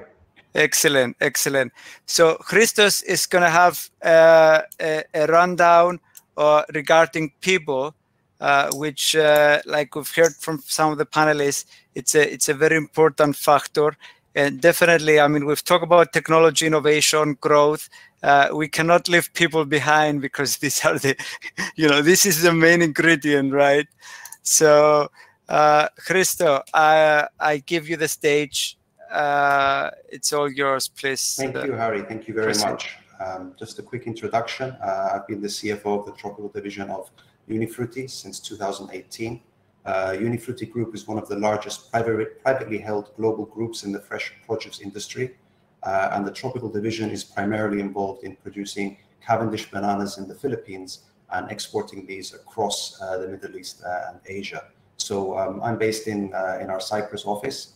We have a lot of contact with our other teams in the Middle East, in the Philippines, and also in Japan. So we're always communicating on a global basis as a division. Okay, thank you as well to Cube for inviting me to be a keynote speaker at today's webinar. And let's get going with let's talk about people. Can we make the small one on the main screen? There we go, perfect. I can read it now, perfect. Okay, let's talk about people. And first up, let's go and look at how to lead remote teams with great success. So here we start with the elephant in the room, COVID-19, and its huge impact on everybody's working lives. This applied globally and across all organizations, whether you were working for a large multinational or in a small office. I mean, we went from our comfortable and structured office environment to having to move all or most of our team members to working from home, where hopefully they were working at their screens and not like our friend in the bottom right-hand corner here with his feet up on the couch watching Netflix. Okay, the other major thing that changed for many of us was the rapid uptake of multiple new technologies to help us communicate and manage our teams and workload. These technologies have now become a fundamental part of our working lives, but basically they're here to stay. And other thing I found, a lot of the resistance that existed to using new technologies disappeared due to necessity during COVID, because you're working from home and you have to communicate with your team, so you don't have a choice. So everybody had to start using them. So it kind of got rid of the excuses that existed. Moving on to some tips. So how to lead remote teams with great success, some tips. So I would say, let's start with having clear expectations. So team members need to know what is expected of them, especially if they've gone from their office environment to a remote environment for the first time. They need more clarity on what it is they need to do and focus on. So to help them, you need to set clear boundaries on how they work and how they're going to be managed. Also remember to monitor behavior so that you keep a work-life balance. You want to make sure that people aren't overworking now they're at home and they're working 7 days a week until late at night. Next point, be organized and flexible. Planning the workload becomes even more important, but be more flexible as to how things are going to be achieved. Work may get done slightly different times than normal office hours, but let your team work out its ideal approach to getting the job done. Adapt meeting times and structures. So you need to keep in contact and keep your team's momentum moving forward, but something that worked in the office may not work so well in the remote environment. Just a suggestion, maybe try shorter but more frequent meetings to keep the ball rolling. Provide structure. So you need to have clear deadlines and work structure. Then teams will know what it is they have to do and they will focus on achieving it. The work will get done even if you cannot see it happening. Remember that. Okay, another key point for me, a very, very key success factor to making it work, of course, is communication. Keep your two-way communication open with your remote team. Utilize the many tools that are available. You've got emails, chat groups, video calls. There's so much stuff around today to make your life easier in terms of having that two-way communication with your teams and meeting up. Listen to your team. Listen to your team members. Respect and address their concerns. They deserve and need your support to do their job. Otherwise, they won't have the same motivation. Build connections and be available. So you want to avoid any feelings of isolation or disorientation. And the way to do this is to create connections so people feel that they're still connected to their work team and the environment they left behind. So give feedback, try to meet whenever possible, virtually or physically, if it's allowed. Make sure you're available to your staff because you want your team to maintain a sense of solidarity and normality. Define how to collaborate. So you've got all these tools, but help them know what they're supposed to use. So clarify what tools to use and explain to them how to use them. So then they know when to use emails, when to use chat, when to send text messages, when to use video calls. Another key one for me, do not micromanage. Trust your team's communication and that they're going to get the job done. If you try to micromanage your teams or especially your remote teams, it's just not going to work. And the final tip, and an important one, recognize and celebrate success. If something has worked or it's being done properly or done in time, say well done, even a thank you or virtually, it doesn't matter. People still need encouragement and they still need to know that their work is being appreciated. Okay, next up, how to rebuild the culture and team throughout the organization. So I've put a picture of an iceberg here. I'm sure you've seen this before in the context of culture, organizational culture. For me, the iceberg is perfect because you can only see the tip of the iceberg with most of the mass deep underneath, under the waterline. So above the water, what you can see is what is visible in terms of organizational culture. The stuff we all know about, all the organizations have. So strategy, goals, brands, workflows, systems, technology, you could see these things. They're easy to find. Below the waterline, this is the stuff that you cannot see. So the invisible culture. These are things like habits, attitude, prejudices, ideologies, values, feelings, community. The list is never ending. We can go on for ages. It's hundreds and hundreds of different things that combine and become part of your organizational culture. The certain thing is if the culture does not support the strategy, no matter how great the strategy you have, it's not gonna work. It's gonna fail. And I like the quote I've put up here. So, culture eats strategy for breakfast. Very simple, very true, very apt. So, how are you gonna start trying to change your culture? That's what your organization wants to do. So, approaches to culture have traditionally been top-down, decided by leaders and implemented in the organization. So we can go back to the old cliche of a lot of people sitting in a boardroom, old white men in suits and ties, smoking cigars and deciding, yes, this is what we would like the culture of our organization to be like, and that's how it should be. But it doesn't really work like that.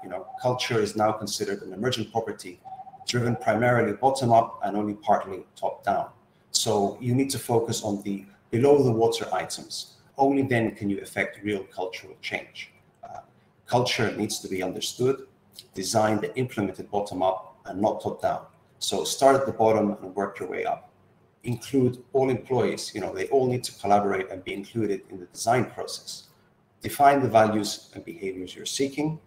Align those values and behaviors with the strategy and processes and work your way up. So this is a process also, keep in mind, that can take several months to several years before you might achieve the organizational culture you set out to achieve. An important part of this is also the flow. So how does this work? Culture starts with values and norms, and these values and norms form behaviors. And these behaviors, excuse me one second. And these behaviors form habits, and it's these habits that end up forming the culture. So you must start with the values and norms and work your way upwards in order to change behaviors and habits. And only then can you actually change the culture of your team and organization. So I think it's very clear that this is a long process. It'll take time. Let's say, theoretical example. Your organization wants to have high product quality as a key part of its strategy. So how would you go about doing this? You need to define the level of quality desired. So maybe, maximum number of quality issues or claims for your product. Communicate this to all levels of the organization and identify this as a strategic priority. So then you can move on to establishing the processes to ensure that this quality is prioritized. Measure and monitor the progress, and key, the people that are achieving this, you need to reward them, and then you can reinforce the strategy and the behavior that becomes part of your culture. So in this case, this will ensure all the quality aspect becomes an integral part of your organizational culture. I mean, look at Toyota. Everybody knows they make some of the most reliable cars in the world. So consider how much importance Toyota places on quality in order to have created this, this huge global reputation, which is a key selling point for Toyota. I can drop in some information about Unifruti. Unifruti, we recently started our own culture initiative, new culture initiative as an organization. We wanted to update our existing culture to align with and support our current global strategic goals. So what do? We focused on selecting enabling behaviors that we believe will support achieving our ambitions. So let's say you want to enhance, I want to enhance our reputation for delivering high quality fruit to our customers. So we need to, say what are the behaviors that enable us to achieve this target, identify them, and encourage those to be the behaviors that will end up improving our high quality delivery reputation. Another part of the culture initiative is agreeing on disabling behaviors that we want the organization to refrain from, so not to do. Let's say we want to mitigate poor communication and misunderstanding. So in this case, you need to encourage and introduce behaviors that promote and follow good communication across your organization.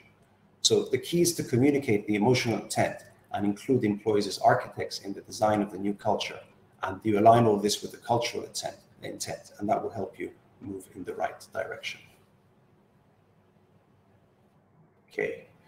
Next subject. So how to foster innovation, improve the decision-making process, and increase profit with diversity, equity, and inclusion. So it's a long sentence. So what is DEI? Diversity. So these are textbook definitions. Diversity is including or involving people from a range of different social and ethnic backgrounds, genders, sexual orientation, disabilities, and special needs, etc. Equity, the quality of being fair or impartial for all people. Inclusion, providing equal access to opportunities and resources for people who might otherwise be excluded or marginalized. What's our goal? You know, we want to hit the sweet spot, star in the middle, the overlap. This is where the organization is engaging the full potential of its individuals, maximizing innovation, decision-making, and profit. So that's where we want to be as an organization. Why do you want to do this? Okay. Well, you want to attract and retain top talent, and the only way to do this is to maximize access to the widest possible talent pool. So you don't want to leave people out. Also, people want to work in a diverse, equitable, and inclusive workplace. I mean, I know I do. You want to increase the sense of staff belonging, and therefore reduce employee turnover. People won't want to leave. Another key why, you want to increase growth and innovation. So become more adaptable and creative as an organization. And another why is enhance your organization's reputation. So here's 4 snippets I found on the internet. They may be related to the United States, but if you can get any of this in your organization, I think you're onto a win. So ethically diverse companies are more likely to have financial returns above their national industry medians. That's a win. Diverse companies are 70% likelier to capture a new market. A win. Workplace belonging leads to a 56% increase in job performance, a win. Businesses with an inclusive culture are twice as likely to meet or exceed financial targets. Again, another win. These are all wins. So, there's plenty of reasons why you want to improve DEI in your organization. So how are you going to do this? Well, you need to understand your own organization first. So analyze the metrics that you have, understand the demographics of your own organization, and use this understanding to identify areas you want to improve. Maybe you want more women in senior roles, or you want more representation from ethnic minorities, or you want to hire people from different social aspects of your community, or different towns, small things like that. Set a target for DEI, so set goals and hold people accountable for achieving them. Build an inclusive culture. So being different or having different ideas, that's a good thing. You want to encourage that. Then you'll get feedback from all your employees. You're not going to leave anyone out. I'll offer flexible schedules and work-life balance. So if you start to be more flexible and offer a better work-life balance, you should be able to recruit from a larger pool. So maybe working mothers, they can work around a flexible schedule. Or if you're promoting a better work-life balance, you'll have people that don't want to work for you considering to join you. They know they don't want to be working till midnight every night or Saturday and Sunday. And a final how here is improve the hiring process. So you can rewrite job descriptions, use blind resumes, encourage referrals from diverse employers, and consider technology to screen applications. So these will all help you improve the how. And I think the logic is quite clear. Yes, we all want to improve our innovation, decision-making, and profitability in our organizations. And this is one way to do that. Okay, next big subject. Environmental, social, and governance issues are so important. So what is ESG? Well, everyone is, I'm sure, familiar with CSR. So corporate social responsibility was the first big thing, and now ESG has overtaken it. This is the evolution of CSR, and following a CSR approach can no longer be considered sufficient. So what does ESG do? It measures the sustainability and the social impact of a company or industry on society. With the growth of the social responsible investors are attaching increasing importance to ESG when making their investment decisions. I think this is clearly evidenced by the very large number of ESG investment funds that are being established and they're beginning to form a very important role in markets, in financial markets. Also, strong ESG criteria are important as a critical success factor for companies, and all organizations can expect increasing scrutiny of ESG criteria by all stakeholders.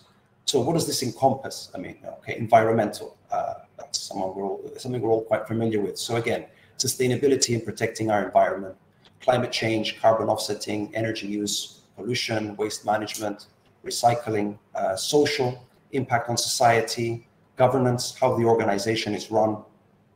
These are all very, very important things and a big part of ESG. So what are we doing? How can you do something in your organization? So sustainability, what can you do? Well, you can select the most appropriate goals for your organization and industry and focus on delivering those selected goals. This is something we've done. These are the Sustainable Development Goals of the United Nations with a target to achieve these all by 2030. In the Philippines, where we have our banana plantations, we've selected several of these and we're focusing on delivering them. So important for us are items 12 to 15. So this is covering agricultural, sustainable agriculture, protecting wildlife. I've lost my presentation slide. Can you reshare? But okay, very good. Okay, thank you. Christos, just so you know, we're running out of time. If we can maybe wrap it up in the next minute or so. Okay, cool. So we've got. Okay, I'll go on just a top level summary. So people, prosperity, peace and partnership, this is what we focused on. You can see we've selected certain of the goals and these are the ones we're focusing on. And we're very proud of our record in this area in the Philippines. Primarily our own foundation Support Local Initiatives does a lot of work with local communities, helping them develop other skills other than farming in our plantations and giving them other employment opportunities. Okay, thank you. Final point. Again, how to improve communication and streamline uncertainty between divisions. I'll just go through the headers since we've run out of time, Harry.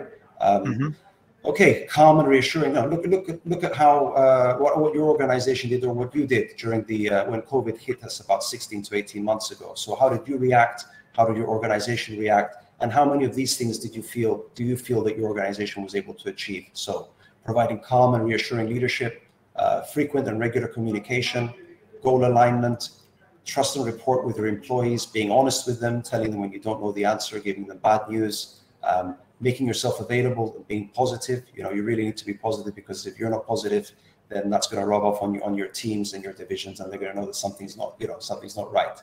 And technology we've covered before. So yeah, what is the goal? The goal is for business to adapt and continue through eliminating uncertainty, removing doubt, and clarifying expectations. So that's me wrapped up, Harry. Very good. Thank you, Christos. I mean, definitely there's great takeaways, and thank you for all the tips and especially the importance of how managing people and the teams. I like to take away definitely what you said about culture is strategy for breakfast. It's no, it's true. It's true. I totally believe into that, and it's all about building the right culture. All right. So. Thanks a lot for your presentation. I will have to move on into the next session, and hopefully our participants can stay a little longer as we're having our next tete-a-tete and final session of the day, which is with Argyris Argyro from Foodie. Now, in the meantime, while we're having Argyris getting up on stage, one final reminder about the post. Marta will get on stage at the very end to present the results. There was one last question about slides. Yes, you can download the slides, but keep in mind that we will also share the recording of the whole event, so you can see the event again later at any time. Argyri, hi. Hi, everyone. Hi. Such a pleasure to have you on stage with your smile and great energy. Which, pleasure is all mine, Harry. Thank you. Because it's all about the energy, to drive business growth, to drive the people, to drive everything. I mean, even technology needs energy to run, right, and operate. Yeah, and I think I can build on a lot of things the previous speaker said. You have to be honest, good or bad news, but you can do it in a positive and energetic way that is productive and helps to build instead of destroy. Yes. Definitely. Now, Foodies is such a great, I mean, such a success story for Cyprus, you know, from a startup to a big acquisition from Delivery Hero. So now a DAX listed company. I mean, could you tell us, I mean, how, I mean, sorry, distraction. So, so talking on that, you know, the Hollywood story. I mean, starting from zero to the to becoming, you know, Delivery Hero. Now, what was the key ingredient? I mean, what is it? I mean, was it for you culture as well? I mean, what can you tell us? What was the greatest ingredient that took you all the way to today? Yeah, sure. So it's been a crazy ride. We started our team like 12 years ago. Most of the things seems that they happen overnight, but it actually takes a decade or so to build something. Culture is key at what we do, and our culture is built around learning. Okay. One of our values is built for the next 10 years, not the next 10 minutes.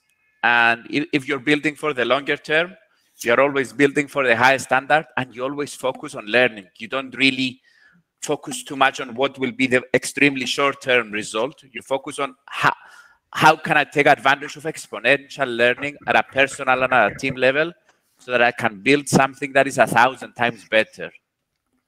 Okay.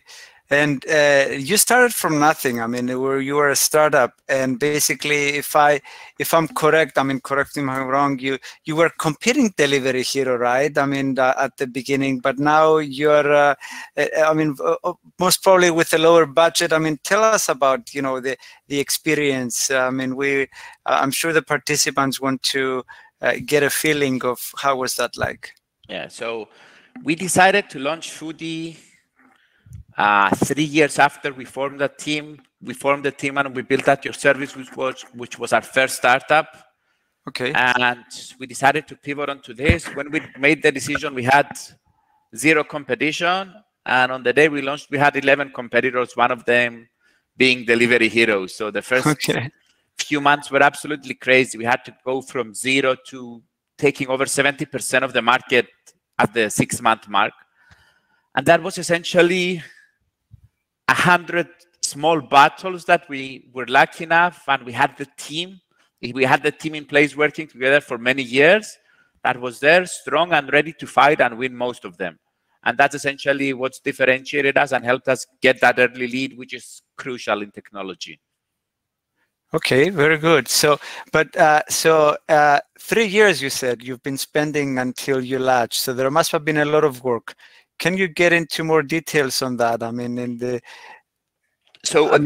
our team, first we built a team and we launched At Your Service, which was an online marketplace for services. Launched that in Cyprus, great traction, tried to launch it in Greece. We had plans to expand in Europe, Middle East, and Africa. Launched a revenue model, failed miserably, didn't believe it, failed miserably again. So retracted back, said we have money we cut back on all expenses. We had money for 6 months. And we say, okay, we have to somehow make this profitable to be able to survive. So okay, that's important. Yeah, because we were running out of money. We couldn't survive any longer. So definitely, instead of 6 months, it took us 9 months to become profitable. And right at the 9th-month mark, on the first month that we would have some stability, we decided to launch Foodie and went down another crazy sort of road, and we launched Foodie a year after that. Okay, so we have CFOs, I mean, as most of the participants. So, I mean, they've been dealing with the finance and budgets. I can bet you with then you said,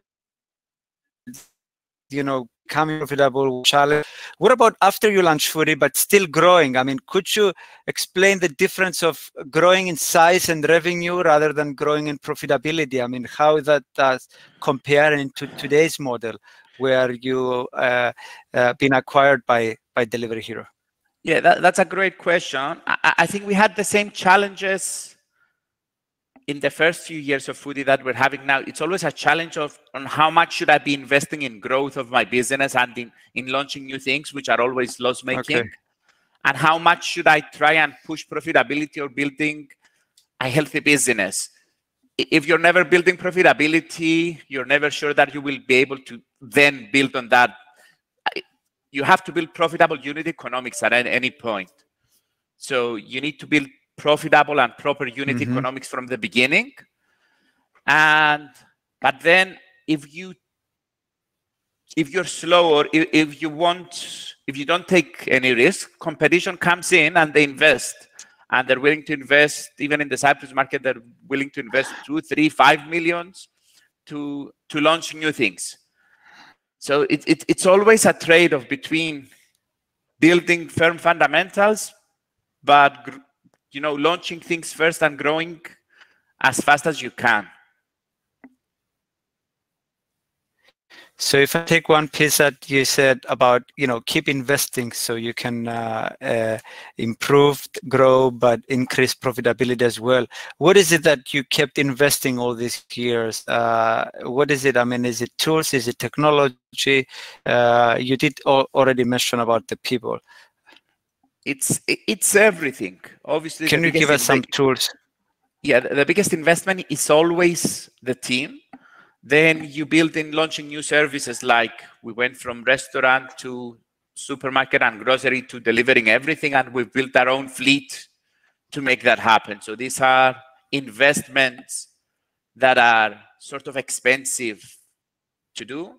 And of course, the biggest investment, and probably the most important one, is building our own software stack and building that on top of other useful tools that enable us to have increased productivity and enjoy the compounding effects of productivity and learning. So it's not so much about the correct piece of software, but maybe the methodology, and the approach and what you've built it as a company. Yes, can you elaborate on this? Yeah. So as we said earlier, sort of one of our key values is build for the highest standard. So we're trying to use the best tool, the best software, the best way to do something, but most importantly, use it in the best way that suits our needs. So it's important to use the best tool, but it's even more important to define how you use it and have best practices.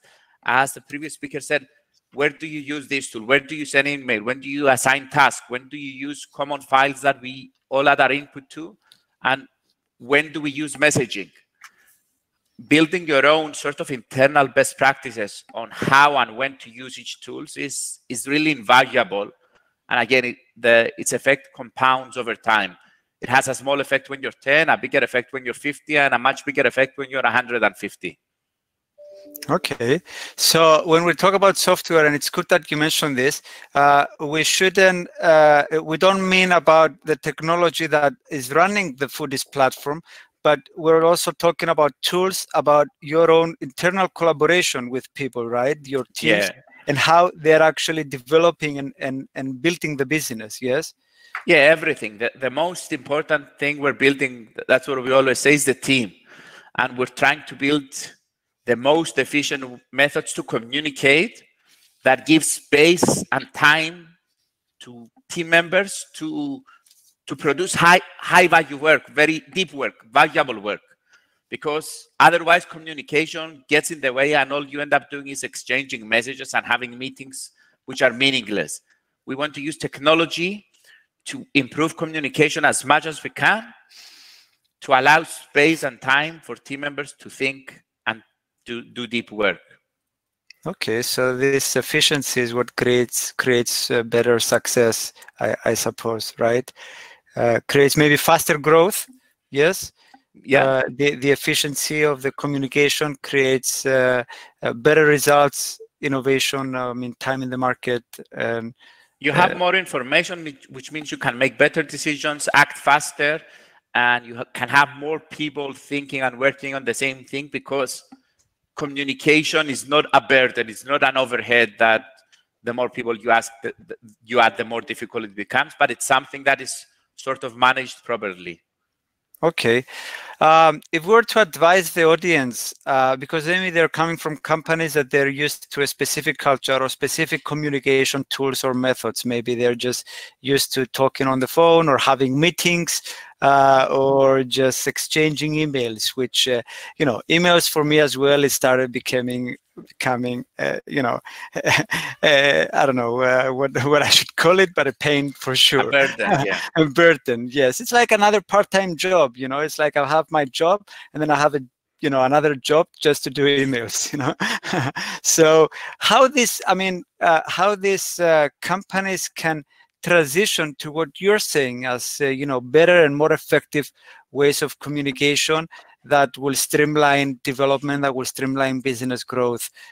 Is it possible? Because, I mean, you're a startup, or, I mean, you, of course, but still you have 10 plus years of, you know, working with your company. I definitely think it's possible.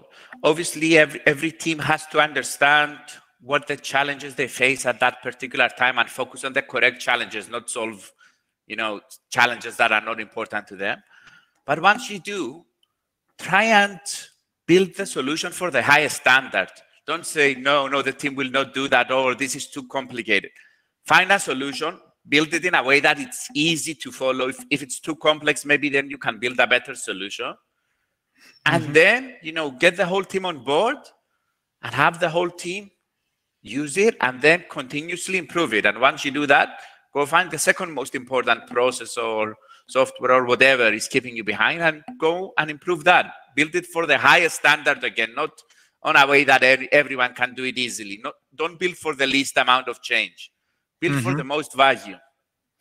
Okay, very good, very good. So, and work asynchronously, maybe I can say. Well, asynchronous work is something we love. As a team, we're set up to work asynchronously. I cannot say that I would advise all teams to do that because it requires a firm commitment in working asynchronously. That means that you probably have to give up on a lot of deadlines and a lot of other things.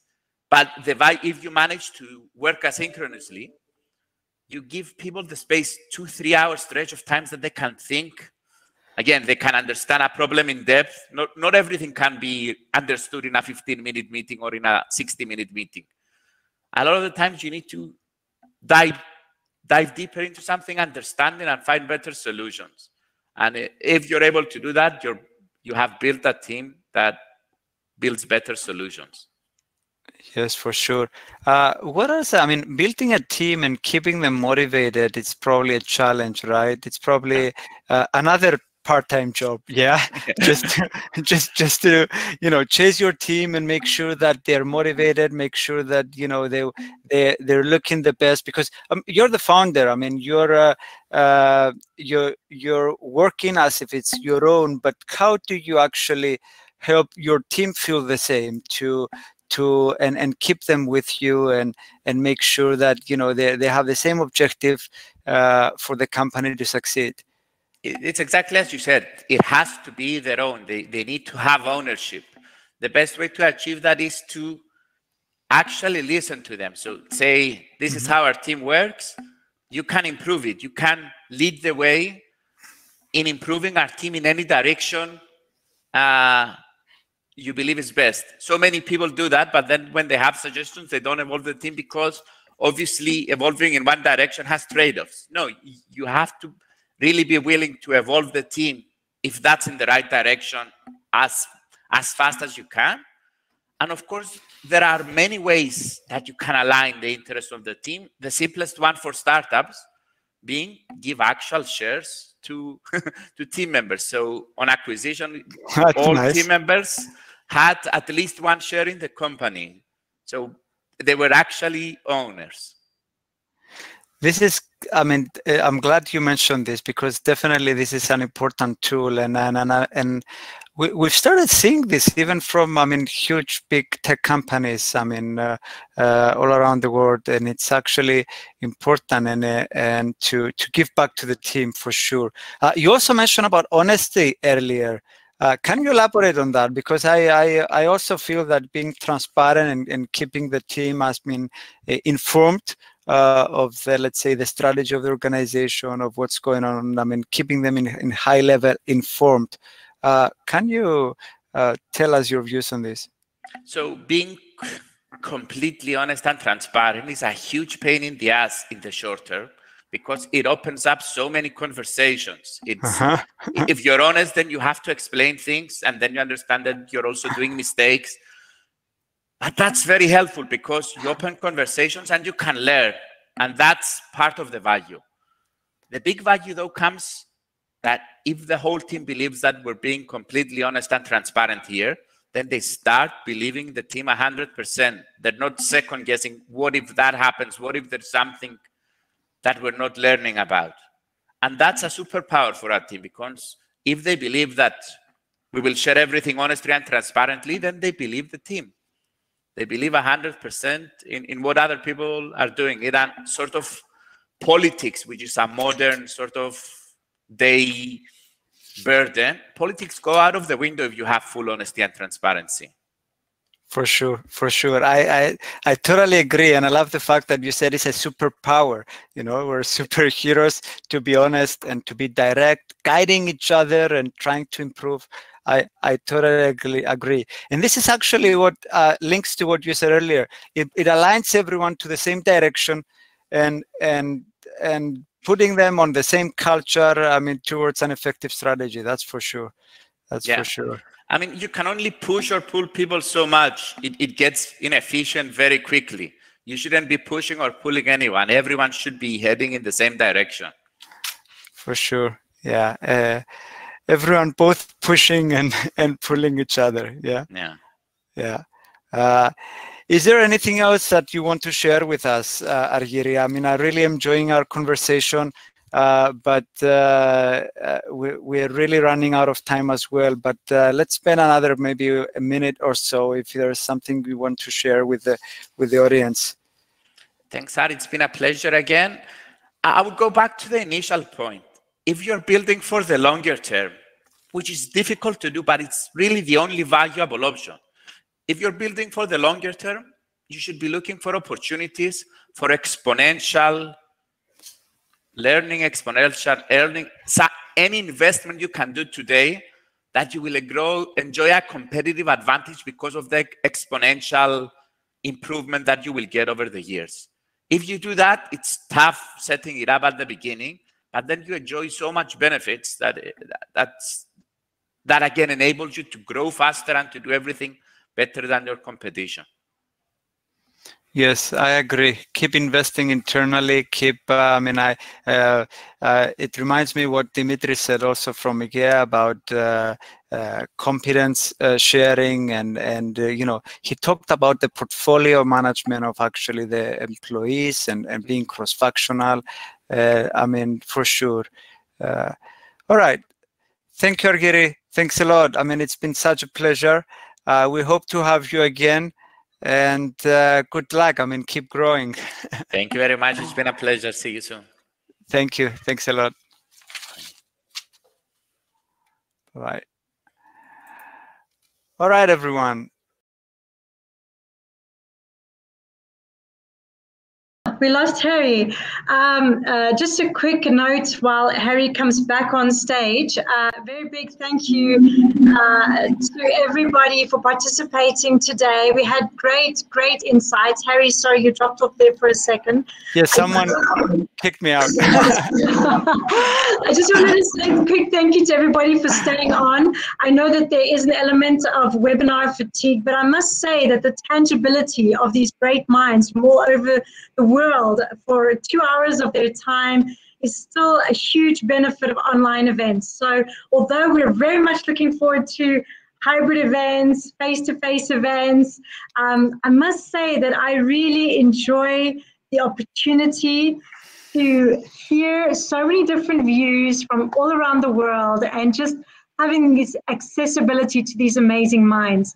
I want to take a moment as well to thank Harry. Harry, you did a great job. Thank you, Lily. Thank you, Lily. I mean, it's also such a great agenda set by our producer, Marta. And thanks, Marta. Really yes, getting yes.